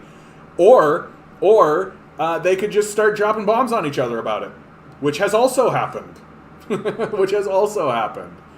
It is certainly a way that especially capitalists like to resolve these sorts of conflicts, right? They can't simply look at one another and be like, well, we accrued these debts amongst one another over the course of 100 years, and you know, life is life, and this money, like, what is it even, right? Like, do you think capitalists will take that position, or do you think they'll take the position of, give me my money, or I'll drop bombs on you? What's more likely to me is that China, with Russia, is creating a currency called the renminbi, and that currency, if that currency begins to be traded amongst the European powers and the African powers, that will devalue the currency of the dollar. And the dollar is currently seen as the world reserve currency. But if something like the renminbi shows up and challenges that position, that the American dollar being the reserve currency, then the American dollar will lose its value naturally. And so China doesn't need their money back from the U.S., right? China doesn't need to call that loan. And it's very much in the interest, like, this is one of the things that actually argues in favor of no war between China and America. That both the American capitalists as well as the Chinese Communist Party itself are still benefiting from the trade agreements that they have with one another, right? That America and China are trading with one another, right? There are still trade happening here. And as I say over and over again, trade is peace, right? That if countries are trading with one another, they're not bombing each other. So as long as, like, this trade continues, and then, you know, the Americans, their currency can decline, and the Chinese currency with Russia can go off. USA want war then if the I suck at pronouncing this, takes off? I mean, to me, it's an inevitability that the Americans will engage in some kind of military conquest that fails, right? This is always what happens at the end of an empire, that the empire will embark in some kind of military conflict that humiliates it, ultimately. And, like, the American military is stretched really thin. Like, we keep pounding on they're the most well-funded, and they're, oh my god, they're spending so much money and all of this kind of stuff. But, like, they have run out of bombs, right? Like, they drop bombs until they run out of bombs, right? So that means they need to, like, rebuild bombs, right? And rebuild this kind of stuff. And, I mean, they've been humiliated before. Like, Vietnam was a humiliation for them. Not being able to take over Vietnam, how embarrassing for them, right? This little strip of land, you couldn't control this. Oh, and I suspect if I was a betting man, if somebody said, okay, you have to bet $100 on where the United States will actually invade in its, like, declining, dying moments, it's Venezuela. That's what I'd put money on the table for. I would say it's Venezuela. That they see a rising left coming in Venezuela. They see it is completely possible that Brazil begins to swing to the left, especially with the recent admission by the CIA and the FBI that the allegations that they pinned on the leftist candidate to make it so that he couldn't run in the elections were fraudulent, right? So Lulu has been vindicated. They're never like, but I just think that Venezuela holds a lot of like it's personal, right? That like Hugo Chavez and Nicolas Maduro have been very, very expressive, let's say, in their distaste for Western capitalism. And so, like, I take a look at what happened in Libya, right? And I think that it was very personal. I think that they destroyed Libya because they were looking at Gaddafi, who Gaddafi was a shit talker, man. Like, Gaddafi talks shit. Go take a look at the stuff that Gaddafi was saying about Western capitalists. And they're just like, fuck this guy, right? So they pay back for hacking into the voting system. That's hilarious. So I suspect that there will be some kind of military conflagration. The war with China is completely possible. But at the same time, like, there's still a lot of money to be made there, right? For Western capitalists. And, like, corporate capitalism, Western corporate capitalism doesn't necessarily want a war with China, right? Like, your manufacturing base is in China, right? Like, you're still making good money in China. Why would you want the military force to upset that? So there's a lot of competing factors. And if that happens, what happens to the Canadian dollar? Canada is actually in a really interesting position in regards to China and the United States. Because our own dollar, the loonie, right, is technically its own currency. We're still part of, like, the Rothschild banking family, right? Like, we're still part of the Federal Reserve System ultimately. And so that does cause problems with us. But we could, if the United States and China actually went to war with each other, we could very much just sort of step back, kind of hands off, and just, like, make a whole lot of money selling shit to both sides. We could do that. We could do that. Ugh. Sorry I'm itching my nose so much, guys. It's just like, it's driving me crazy. I think I just need to go blow my nose. It's ridiculous. Yeah, is Doug Ford's government planning to cut taxes next year? Such a move would be an unmitigated disaster for Ontario. Yeah, but that doesn't mean anything. It doesn't matter if it's an unmitigated disaster for Toronto, for Ontario. Doug Ford has been an unmitigated disaster for Ontario. Like, the amount of austerity that he's committed against the populace, it's going to take us decades to recover from it, if we ever do, right? And what's going to happen if, let's say, the NDP take over, and let's pretend for a minute that the NDP are actually socialist and that they're actually interested in nationalizing anything, or they're interested in raising spending or any of that kind of stuff.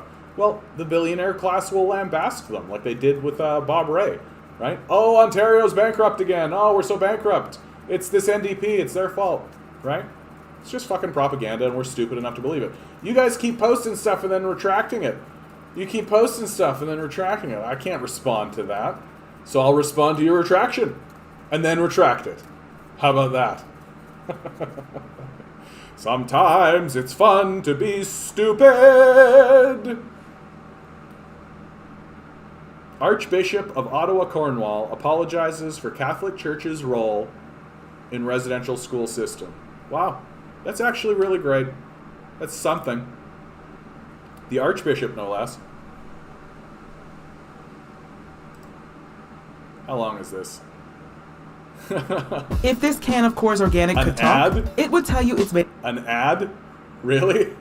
We're getting an ad? So the Archbishop... And now tuning in to the apology from the Archbishop of Ottawa, Cornwall, Catholic Church. for the Catholic Church's role in the residential school system. Drink beer! Beer! Drink Coors! To better understand the reality of the residential schools, but also the impact it had on the Indigenous peoples. As a bishop, I join with other bishops and religious leaders in Canada expressing my apology for the role the church played in the residential school system. The Archbishop says that's not insignificant. That's not insignificant. An acknowledgement like that is very important. The Catholic Church is a large and powerful organization, and seeing a archbishop for the Canadian Catholic churches apologize for something like that, honestly, actually, I'm just realizing now I'm going to bookmark this, because anybody wanna deny the existence of systemic racism in Canada? Well, the Catholic Church doesn't. What do you... Too bad Christopher Hitchens isn't alive to see this Catholicness. Oh man, I hope that we don't have some Hitchites in the chat. I have a very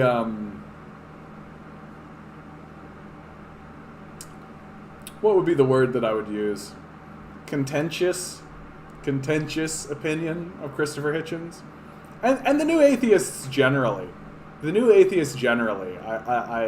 like what was interesting about the new atheists is I think that they were pursuing what they were pursuing honestly, but I kind of just wish they had have read the literature a bit more, and I understand why they didn't.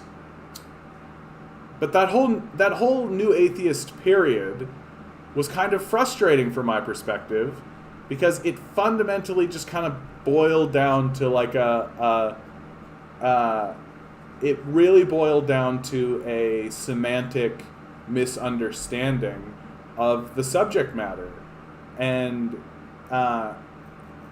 which is really frustrating. So take the question of does God exist, right? That's a really annoying question. Does God exist? That's a super annoying question to ask.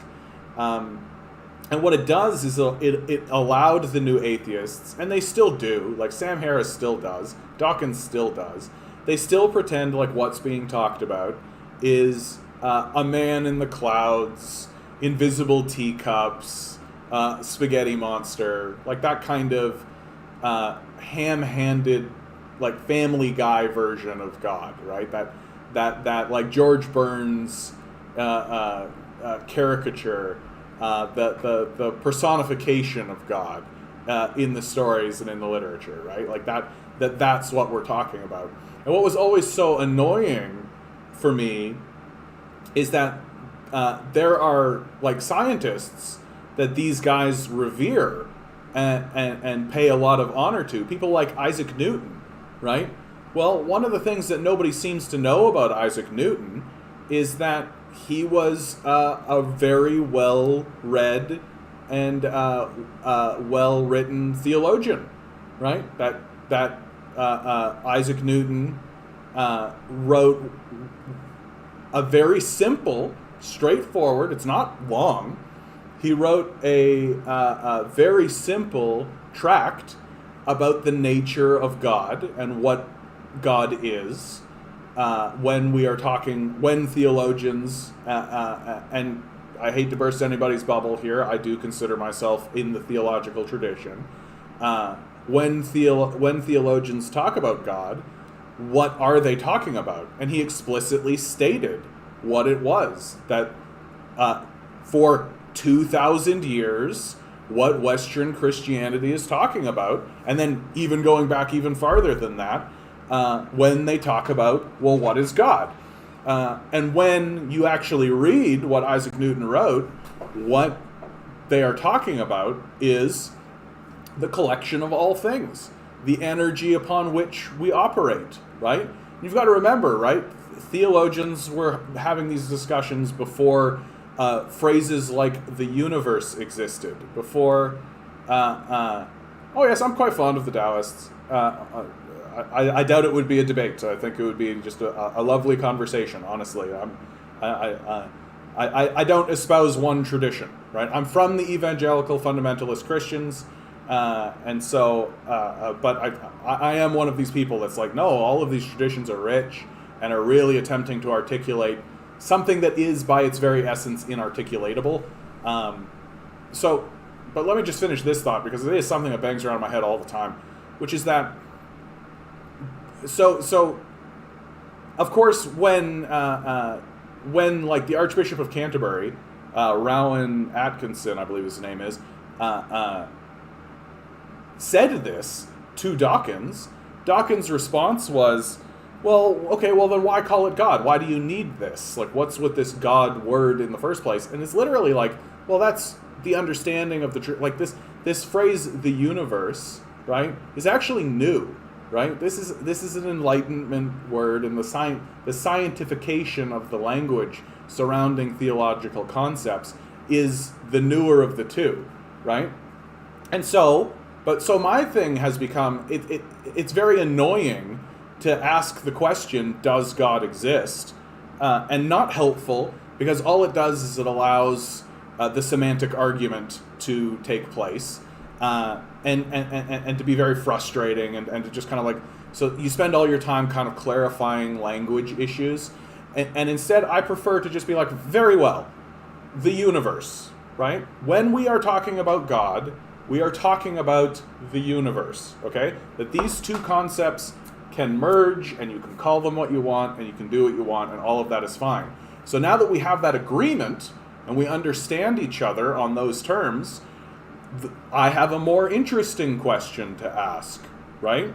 We all agree that the universe is here and that we are part of it, right? So, is the universe sentient?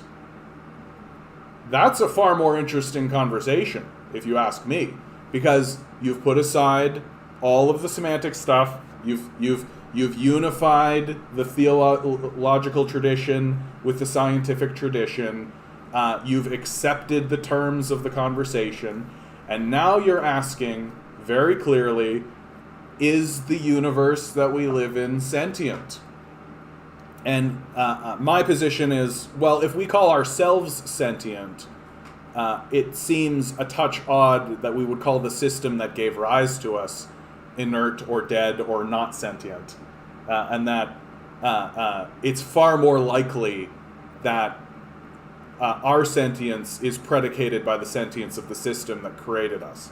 That seems logically coherent to me. And it actually seems much more difficult for me to believe that I am sentient, but the system that gave birth to me is not. Like, that seems harder for me to accept. That's why I like the framework of shows like The Atheist Experience, because they start with the question, what do you believe and why? That's fine. I think most people have a problem with the Bible. Not so much, can God exist? Well, and what's frustrating about the Bible, I think everybody should read the Bible. I think the Bible is a document that people should read. That's panpsychism and trash. I don't think I've ever heard the phrase panpsychism. I certainly don't think it's trash. It's but on the Bible, I think everybody should read this book. If consciousness is a lie, okay. These are bold statements. But I think people should read the Bible as a secular document. Like, what bothers me about what's happened with the Bible in the modern sense is that we've ceded authority to the assholes. We've ceded authority to the people who they don't like. The evangelical Christians don't read the Bible. They don't know anything about it. They certainly can't have a reasonable conversation about it. They're clearly grifters who are using the Bible as a way to kind of shield themselves and to pretend as though they have anything interesting to say about morality or any of this kind of stuff, while grifting everybody. And if you actually read this book, and if you read it from the secular perspective, like you would like Harry Potter or like you would Shakespeare, you're going to get something really good out of it. It's going to be like a very interesting, because to do that, like you place it in its historical context, which is the Roman Empire, right? Post Spartacus. I think understanding Spartacus is actually crucial to understanding the New Testament. I think if you don't understand Spartacus and you don't know the history of Spartacus, then the New Testament doesn't really make any sense. Or, not that it doesn't make any sense, but it doesn't have the same kind of potency. But once you read the story of Spartacus, the story of Jesus makes a lot of sense. It makes a lot of sense. Like, what's crazy is they take it literally. Yeah, and it's not even meant to. Like, I mean, for God's sakes, there's magic in it, for Christ's sakes. Like, there's magic. Like, come on. Like, I don't know how you could genuinely walk around saying that this text is meant to be taken literally when there's, like, magic. There's magic in it. There's a story about a man who's swallowed by a whale in it. Like, there's stories of wizards walking around and like casting spells and shit. Like, what in the goddamn fuck are you talking about? We're supposed to take this literally. Like, I think you actually have to be thick. And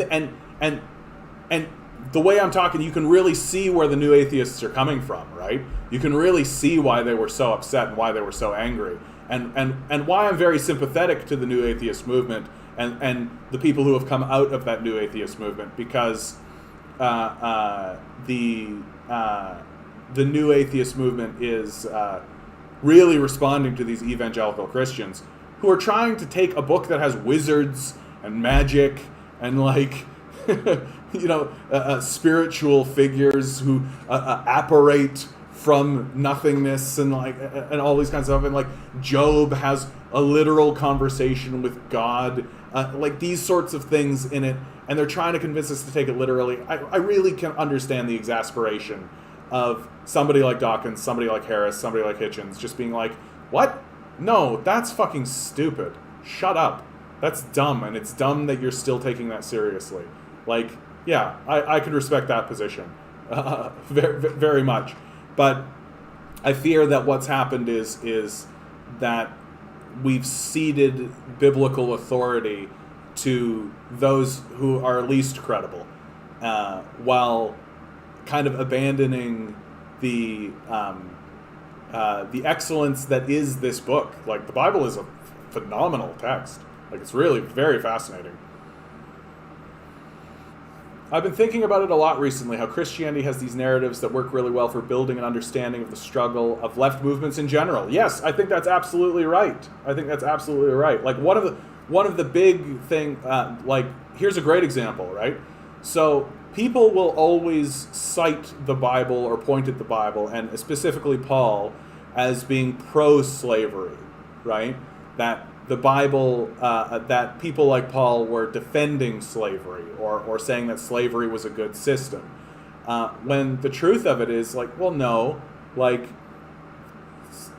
if you understand the story of Spartacus, right, you understand that there was a slave uprising that was quelled through military force and resulted in the crucifixion of 10,000 men, right, along the major route from the port of Italy into Rome, right?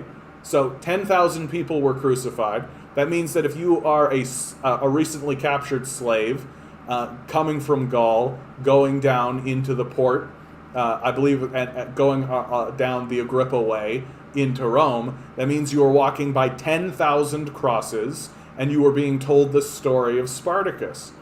And so the slaves are not going to have they're not going to fight. They did fight. They lost, right?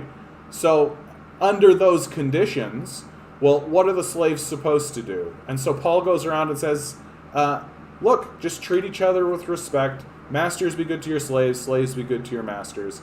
This isn't an endorsement of slavery. It's just saying, like, how do you deal with this? Right? How do you exist and live in this sort of social structure that everybody agrees sucks? Like, nobody's defending this, even at the time. Like, even the people who were the beneficiaries were like, meh. Like, nobody's saying that slavery's the best. I shouldn't say that. There's certainly people who are saying slavery was the best, actually. I actually have a book in which they do say slavery is the best. Cotton is King. Should be required reading. But the problem was that there are people who say, you don't set out rules for keeping your slaves, you don't think institution. No, I disagree with that entirely, Andrew. Of course you set out rules if there's a military force who has said that slavery exists and there's nothing you can do about it. Right? What you tell me. What were they supposed to do?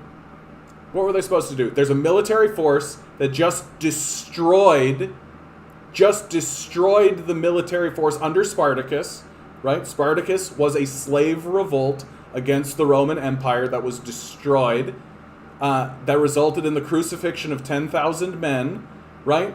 What are they supposed to do? You tell me.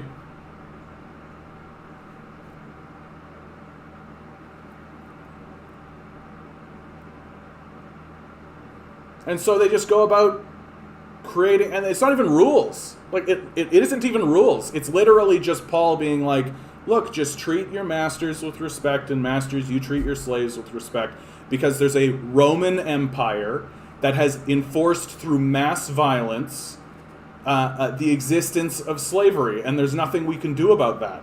What are we supposed to do? You don't write rules for tricking slaves into being slaves for life. I think you're going to have to give me a verse on that, bud. Let's look it up. Let's get deep. Like, you don't write rules for tricking slaves into being slaves for life. Nothing I've ever read in the Bible indicates that that's the case. And I mean, if you're gonna do like Deuteronomy or something like this, I mean, there's a reason the New Testament exists. But like, even then, I feel like, and now you're sounding like a true new atheist, right? I didn't actually read the book. I don't actually understand the context. I don't understand the history. I don't understand any of that. But it says slave, and so it's evil. Yes, it does. The New Testament is a significant change in the structure of Christianity, the structure of yes, it does. Paul is often quoted. Paul has several things to say about slavery. Right?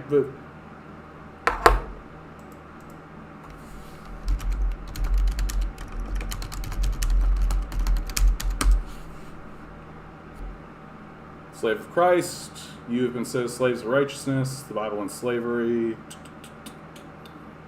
slavery in the New Testament.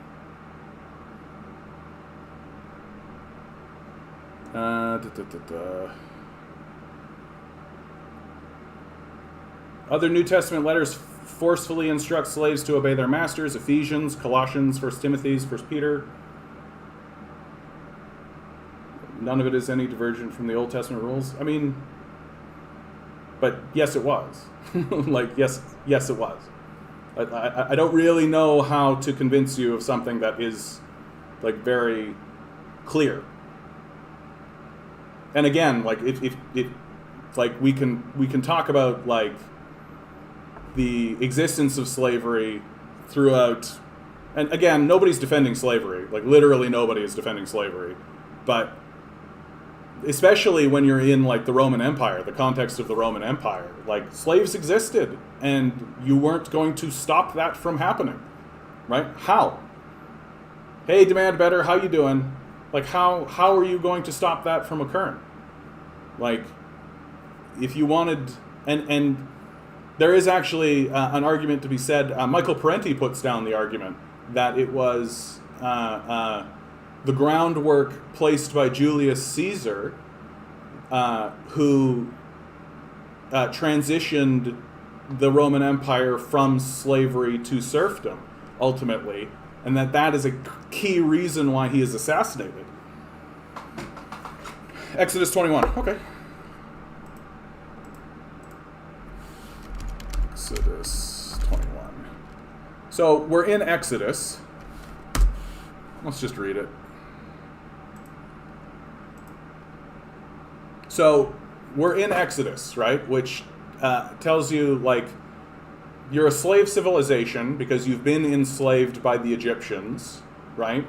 The story is that we're fleeing from the Egyptians, but we are all slaves and we have been slaves this whole time. If you buy a Hebrew servant, he is to serve you for 6 years, but in the 7th year he shall go free without paying anything.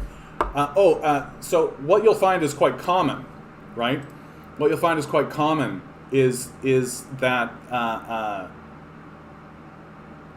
laws will usually be reformist in the direction away from slavery, right? And so here they are in a slave society where to exist as a Hebrew, period, is to be a slave, right? You've been enslaved to the Pharaoh.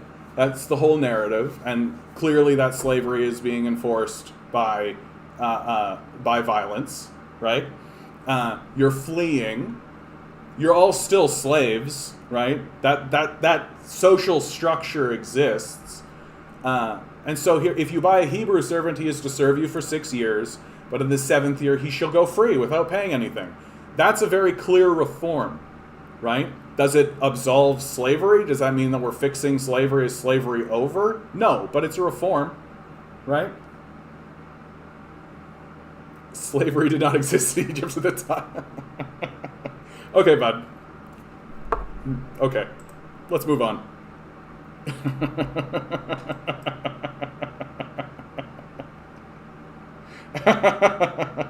Okay.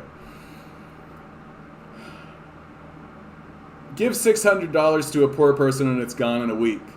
Give $600 to a rich person and it's multiplied 10 times in a few years or less. Okay, bud.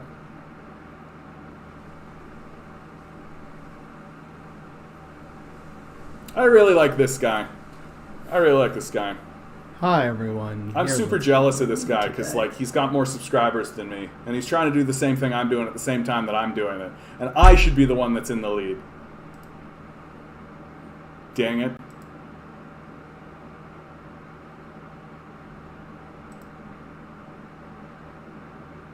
If it takes lawyers 8 years to learn the law, how can we trust a cop to learn it in 6 months? Yeah, for sure. For sure. Oh, Numbers 31. Let's take a look.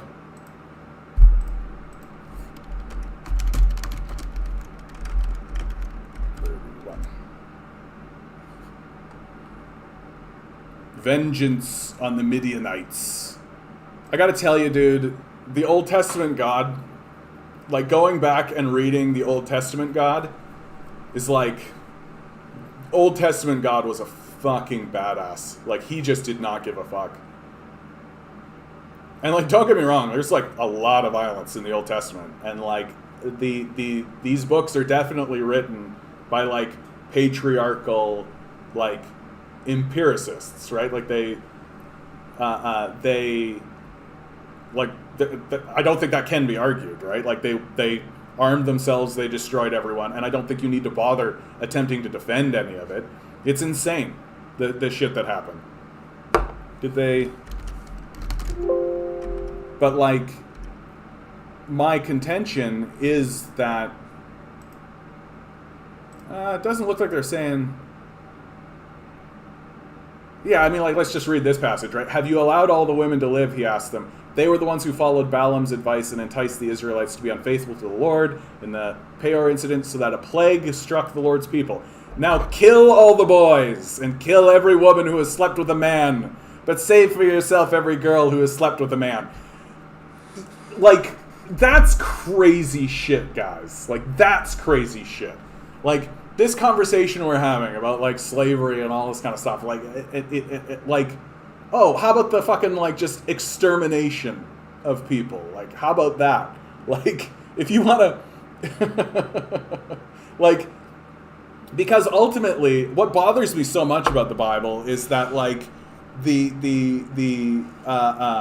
that it's supposed to be held as like a moral document, and it does have moral consideration and all that kind of stuff. But really, it is a civilization document. It is a document of our growth from being fucking monkeys, like literally just like, I'm a monkey now. Something has changed or shifted, or something different has occurred, and now I'm no longer a monkey. I'm a human. From that to sort of the end of the book, and to me, the worst thing that they ever did with the Bible was they said, chapter over, closed book, no more growth. That's the book. That's annoying. That's annoying because, like, when we look back on these passages about slavery, when we look back about these passages about extermination, when we look back on these sorts of things, the idea that we're supposed to look back and then be like, oh, and this is what God intended for us today, is annoying. It's annoying that thought process exists at all, instead of going, oh, let's look back on what it was like to be a human when we were like 2,000 years out from being monkeys. Like, just like bunk, right? And let's see what the chart of our growth as a people actually is. Like, I don't go back and watch videos of myself as a baby to be like, oh, that's how a person is supposed to act, right? I see this as a growth. I go back and look at my previous work. I go back and look at these things, not because I'm like, oh, what should I be doing today? But to see what I have learned or what growth I have had, and if I do learn something, it will likely be because my perspective is altered or different, right? And that to look back on people like Moses, to look back on people like Elijah or Elisha or David, these figures in kind of our cultural narrative, we're looking back on them not to attempt to justify slavery today, or to attempt to justify these sorts of things today, but to see where we have come from, right? It isn't to go back, it's to continue forward. And I just feel like that gets completely missed. And because that gets completely missed, because the people who are holding onto the Bible are largely grifters these days, people have taken the entire book and put it into the dustbin of history, and that's just not going to happen. It's just not going to happen. Like, you can't just dustbin good literature. It's not going to work. It's just not going to work.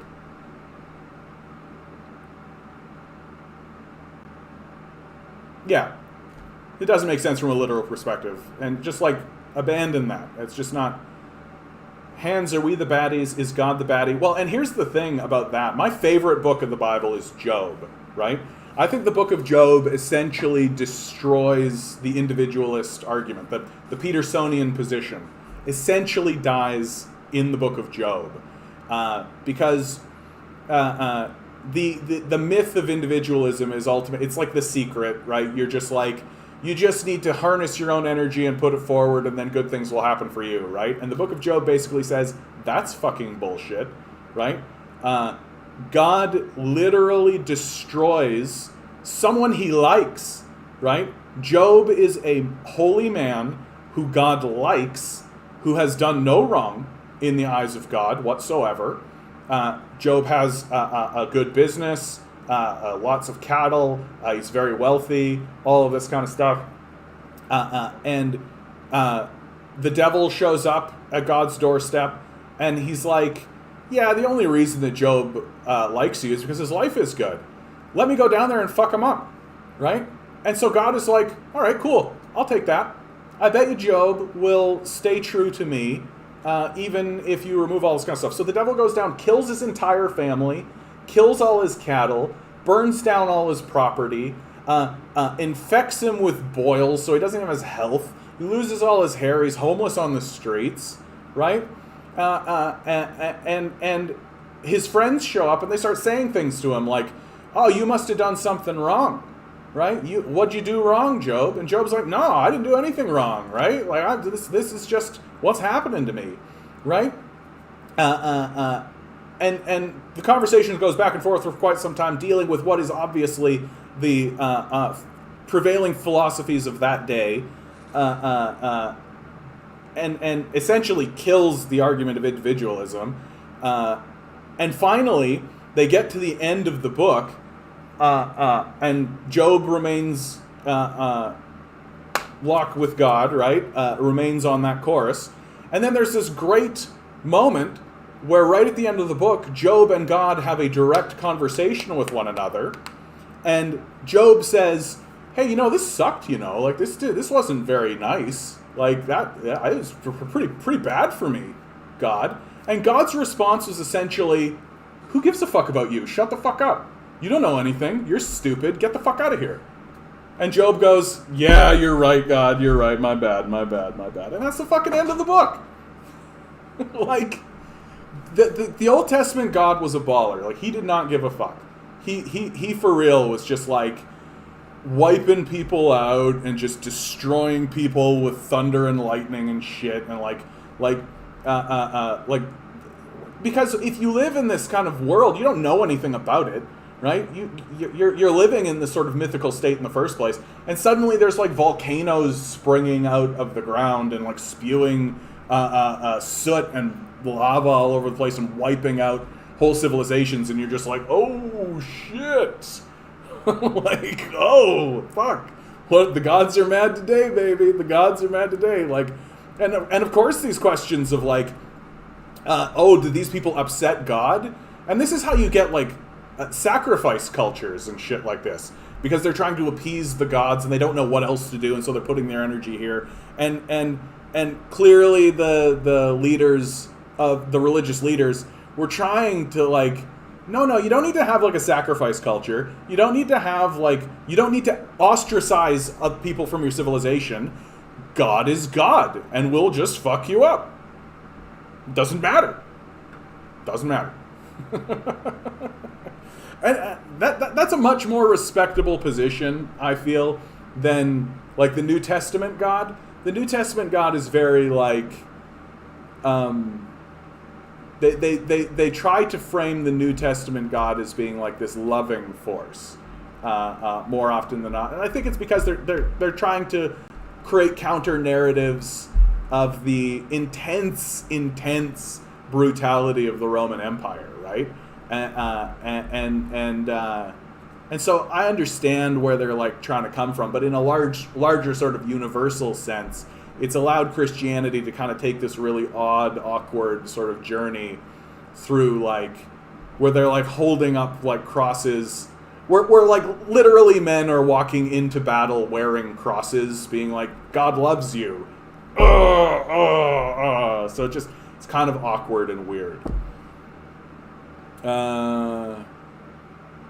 Some men still feel that way. Well, of course, yeah, men. What are you gonna do, Ruth? What are you gonna do?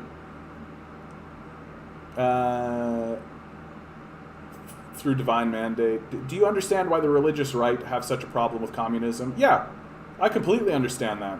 It's because they're grifters, right? They don't give a shit what the Bible actually says. They don't know what the Bible actually says because they don't actually read it, right? And when they do read it, they cherry pick these bullshit, like little minor things, like they do like a Google search to try and find like the prosperity gospel itself is heretical. Like, and I'm not saying heretical like flippantly, or I mean like in the most technical sense of the word heresy, it is heresy. The idea that if you do good, God will bestow you with wealth, and if you are poor, it is because you have offended God somehow, is heresy. It's completely heretical. It's how these right-wingers have turned Christianity into a money worship philosophy. It's how they've turned it into how they have turned money into an aspect of God, and how they have turned money into a moralizing force in the society. And so, of course, if you're a heretical right-winger who is illiterate and is conflating money with God, and somebody comes along and literally quotes the words of Jesus at them, give your money to the poor, right? Of course they're going to have a problem with that, because they're not actually religious people. They're fucking grifters.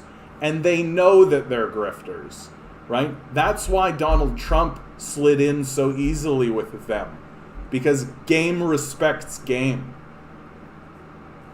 right? Donald Trump's not a Christian. He's not he doesn't know anything about that. He doesn't give a shit about any of that, right? But when a fellow grifter shows up and is the president and is planning to be the president of the United States, you want to go along with the grift. And so you're just going to be like, here, Donald, take this Bible. Clear the front of this church out, right? Shoot some smoke, some gas containers and shit like that in front of this building. Clear them out, chase them all off. That's fine. Fuck them, they're poor. Who gives a fuck? But hold this Bible and take a picture in front of the church. My evangelical base will really eat that up. Like, game respects game. They're all grifters, and they know it. Right? That's why if you actually go into their ranks and attempt to actually have a conversation about the Bible with them, they can't. Like, they can't. They won't. They'll just move on. They'll just do something else. They'll have some other conversation with you. They're not interested in that. Chris Hedges really pointed this out, because Chris Hedges is like a graduate of Harvard Divinity, right? He's an ordained Presbyterian minister, and he's a war correspondent. And he wrote a book called Christian Fascists, which is a great book in regards to what exactly we're talking about here. And he really noted of these guys. He was just like, yeah, they don't know anything about the book. They don't know anything about it, right? They're just rich grifters.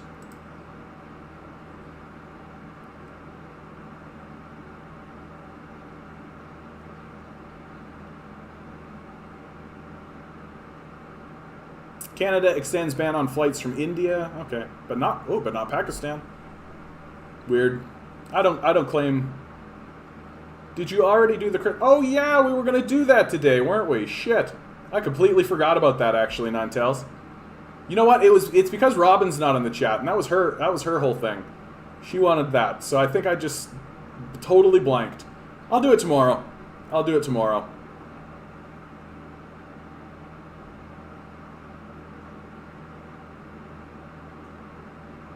Canada is facing a nursing shortage. Here's why it's hard to fill the gap.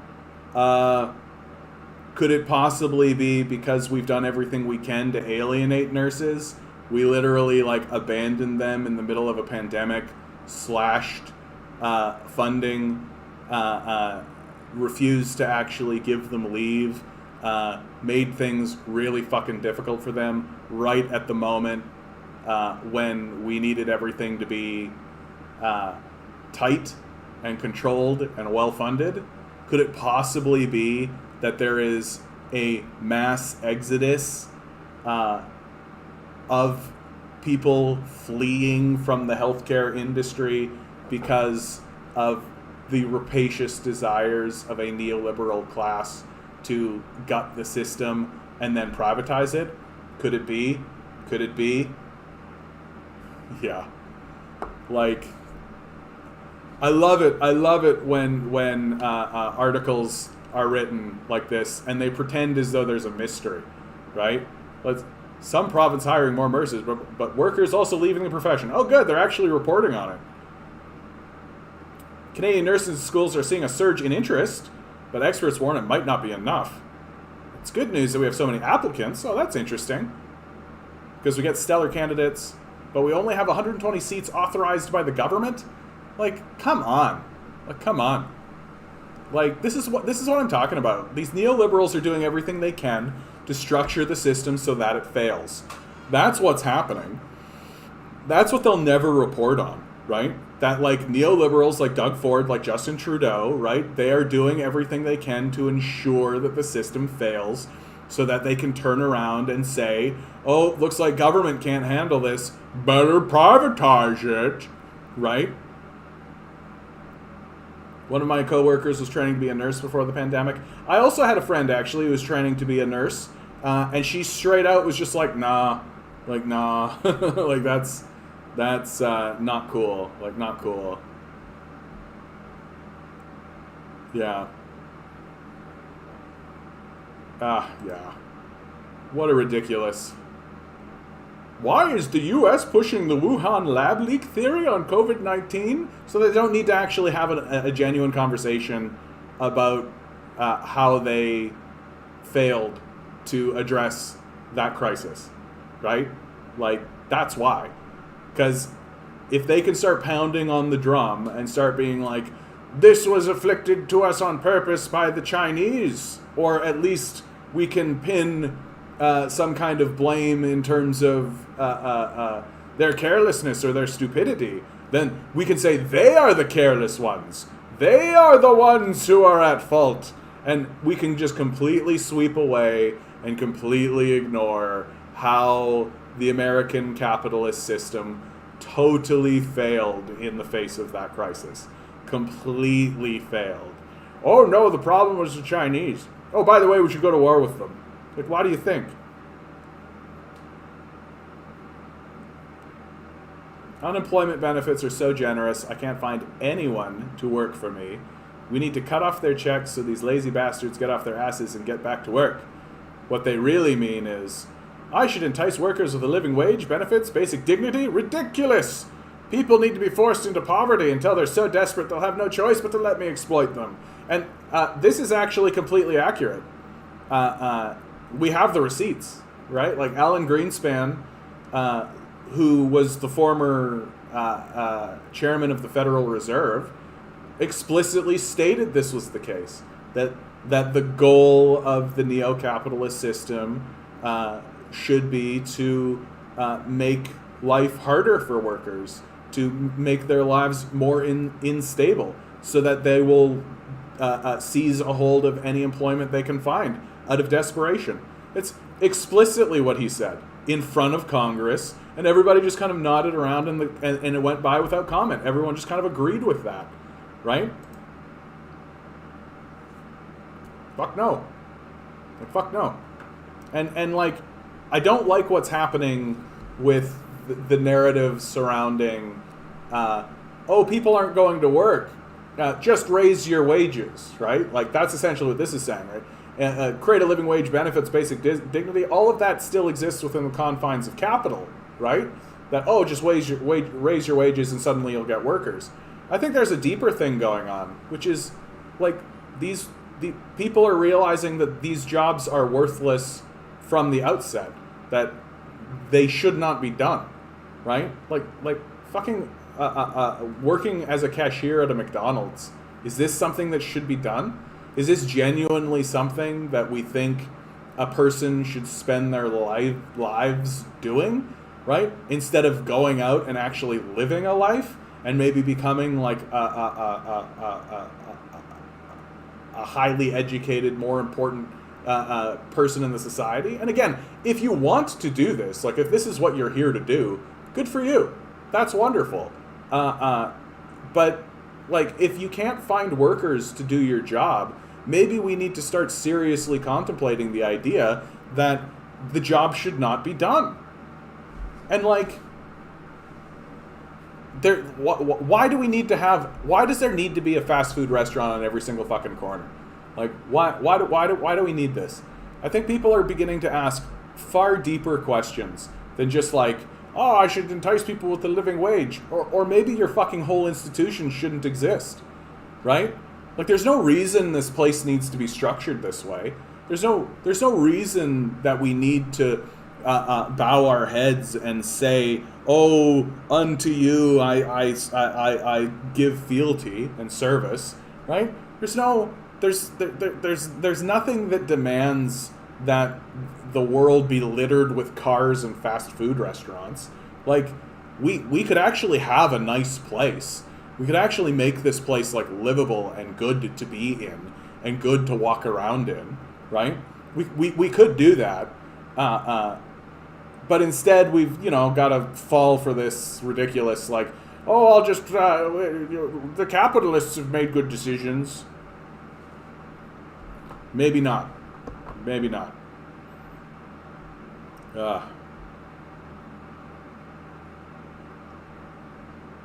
Delta variant suspected in COVID-19 outbreak in Toronto Western Hospital. They're staying on this Delta variant. It's like the last concern I think that everybody has, which is like, this Delta variant, could it kick back up? Could we be back in the shit? Could we be back in the shit? There is like, I've gotten to a point with this COVID outbreak where like I am like okay with I'm starting to believe that this could be the end. I'm starting to believe that we could be seeing the light at the end of the tunnel here. And I'm kind of surprised that I'm getting to that point because I am like a renowned skeptic. I'm very, very skeptical of all of this kind of stuff. But what with the vaccine rollout, the numbers are even down below 300 now, like the daily cases. There's the Toronto General Hospital had several days where there were no cases. Variants kicking up last June, people laughed. Yeah. And I mean, my concern with these variants is that it's going to follow the same trend that the second wave did, which is that we all went through the summer and there were like not that many cases. Things were fairly plateaued. And then things really started to kick up September, October, and heading into Christmas. And of course, once that starts happening, the capitalists are not going to shut down over Christmas. Like, they could literally have people vomiting blood on the streets, dying instantly from like a mass death plague. And they would still be like, but you're coming into work, right? Over Christmas. Absolutely. Absolutely. For real, though, the vaccine rollout seems to be incredibly effective based on some data I have about my work. Yeah, it seems to have hit the thing. My thing is like we gotta get these vaccines into the global south, right? Especially India, like we gotta keep getting these vaccines into the rest of the world. And this capitalist strategy of withholding vaccines for money is despicable. It is despicable because you're playing with fire. You're essentially saying like, I'm totally fine if some variant springs out of like Algeria or something or South Africa and spreads around the world again because that'll just mean more money for me, right? It's pretty disgusting, and we should be doing exactly the opposite. We should be funneling as many vaccines as we possibly can throughout Africa, throughout South America, into India, into Pakistan, throughout the Middle East, right? We got to knock this thing out because that's the only thing that really pooches us is if this thing mutates and we can't stay on top of it. Oh, goodness. Did I think today's chat was going to be about the Bible? I did not. I got to be careful with that. I get into some heated conversations about that. They're playing with fire, but we're the ones that are get burned. Yeah, that's exactly right, bud. That's exactly right. That's exactly right. CNN paid money to promote this tweet. CNN's Chris Como speaks to 8-year-old girl Bryson Kleiman, who sold his Pokemon cards to help pay for his sick dog's veterinarian bill. This like striver porn is what I've come to call this. That like, oh, look at them strive. Their world is collapsing and falling apart. Look at them strive, right? Oh, let's have Chris Cuomo speak to this kid. Let's make this a real... Oh, and then everybody can go, oh, isn't that so nice? He's striving. He's struggling against the existential realities of capitalism. It's so nice. Oh, he sold his Pokemon cards to help his sick dog. Isn't that nice? Not really. Like, what about that? What about that story am I supposed to really like? Like, what is it that I'm supposed to be like? Oh, good. So you took something that you loved, your Pokemon cards, and had to sacrifice them to help your sick dog because the society would otherwise abandon you and in your situation. Okay. Great.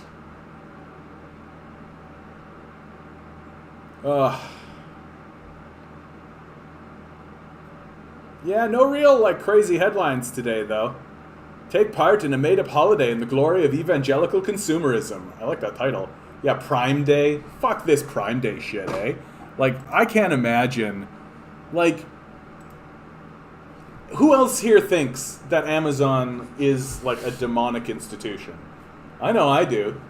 Like, this Prime Day, making, like, a holiday, 2 days of epic deals. And Prime Day used to be 1 day. Now it's 2. Soon it'll just be the whole month of June, right? Like, this is how Christmas has worked. They just extended Christmas, and, like, they're yet to be able to break the Halloween barrier. The Halloween still stands. It's like a skeleton army just standing there, being like, "You shall not pass." that Halloween is, but, like, I've seen places who, like, literally went from being like Halloween, next day Christmas, right? It's one of the things that I'd really, really love to do. That if I had a house, like if I was renting the first floor of a house and I had access to the porch or something, what I would do is I would decorate the front lawn to be like super, super Halloween, right? Like, just witches and cauldrons and all of the bubbles and everything, right? And have, like, ghosts and make everything super spooky, and so people would come up and it'd be, like, super scary. And then they would knock on the door, and the door would open, and there would be a Christmas party going on inside, where everyone is wearing, like, the sweaters and like, it's all tinseled, Christmas tree, like, massive Christmas. And I would be standing there in the Santa costume, being like, "Ho, ho, ho, Merry Christmas!" And then somebody else would be dressed as a witch handing out candy, being like, "He comes earlier every year." And then that would be the show. I love that idea. I hope somebody actually does that. That'd be great to see in, like, a movie.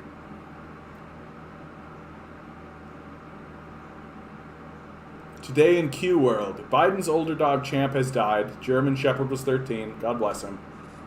I hate that this dog has become, like, politicized. Like, it's so stupid. Like, don't drag a dog into this, like, political structure. And, like, Biden, like, had some grief about the dog and people are critiquing him for it. I'm like, what the fuck is wrong with you? Like, what the fuck is actually wrong with you? Like, that dog was probably one of his best friends. Like, Champ was assassinated because of Hunter's emails. Think about it. Yeah. Get right on that. Well, guys, I think we're closing this one down. Tomorrow, Nine Tails, I'll put the Hedges interview. I can't believe I forgot about that. But we'll do it tomorrow. I hope you're all doing really well out there. Today's chat, and Andrew, I'd like to extend the olive leaf. I hope I didn't insult you or offend you or anything. I just created my new subreddit called Minskynomics. Oh, Demand Better. I looked into that, and actually, he had like a whole. Yeah, cheers to you as well, bud. Good conversation, good talk. I looked into his. He had like a whole series of videos about his program. Very interesting stuff. Very interesting stuff. I'm glad to see that somebody is actually even making the attempt to do this. Like, that's very interesting to me. Bit dry watching, but it still was interesting to see him talk about it and see him try to computerize an economy. And maybe one day he'll be able to get rid of the capitalists, right?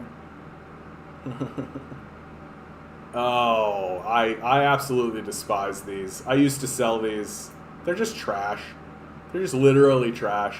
It's a ball of plastic wrapped by plastic that you open up, and there's a bunch of little things of plastic that are in little individual plastic packages. You throw out all of that plastic, and you keep the little plastic mini brands for a little bit, and then you throw them in the bin. Like, it's an ecological disaster. And it's all just to make, like, little kids go, wow.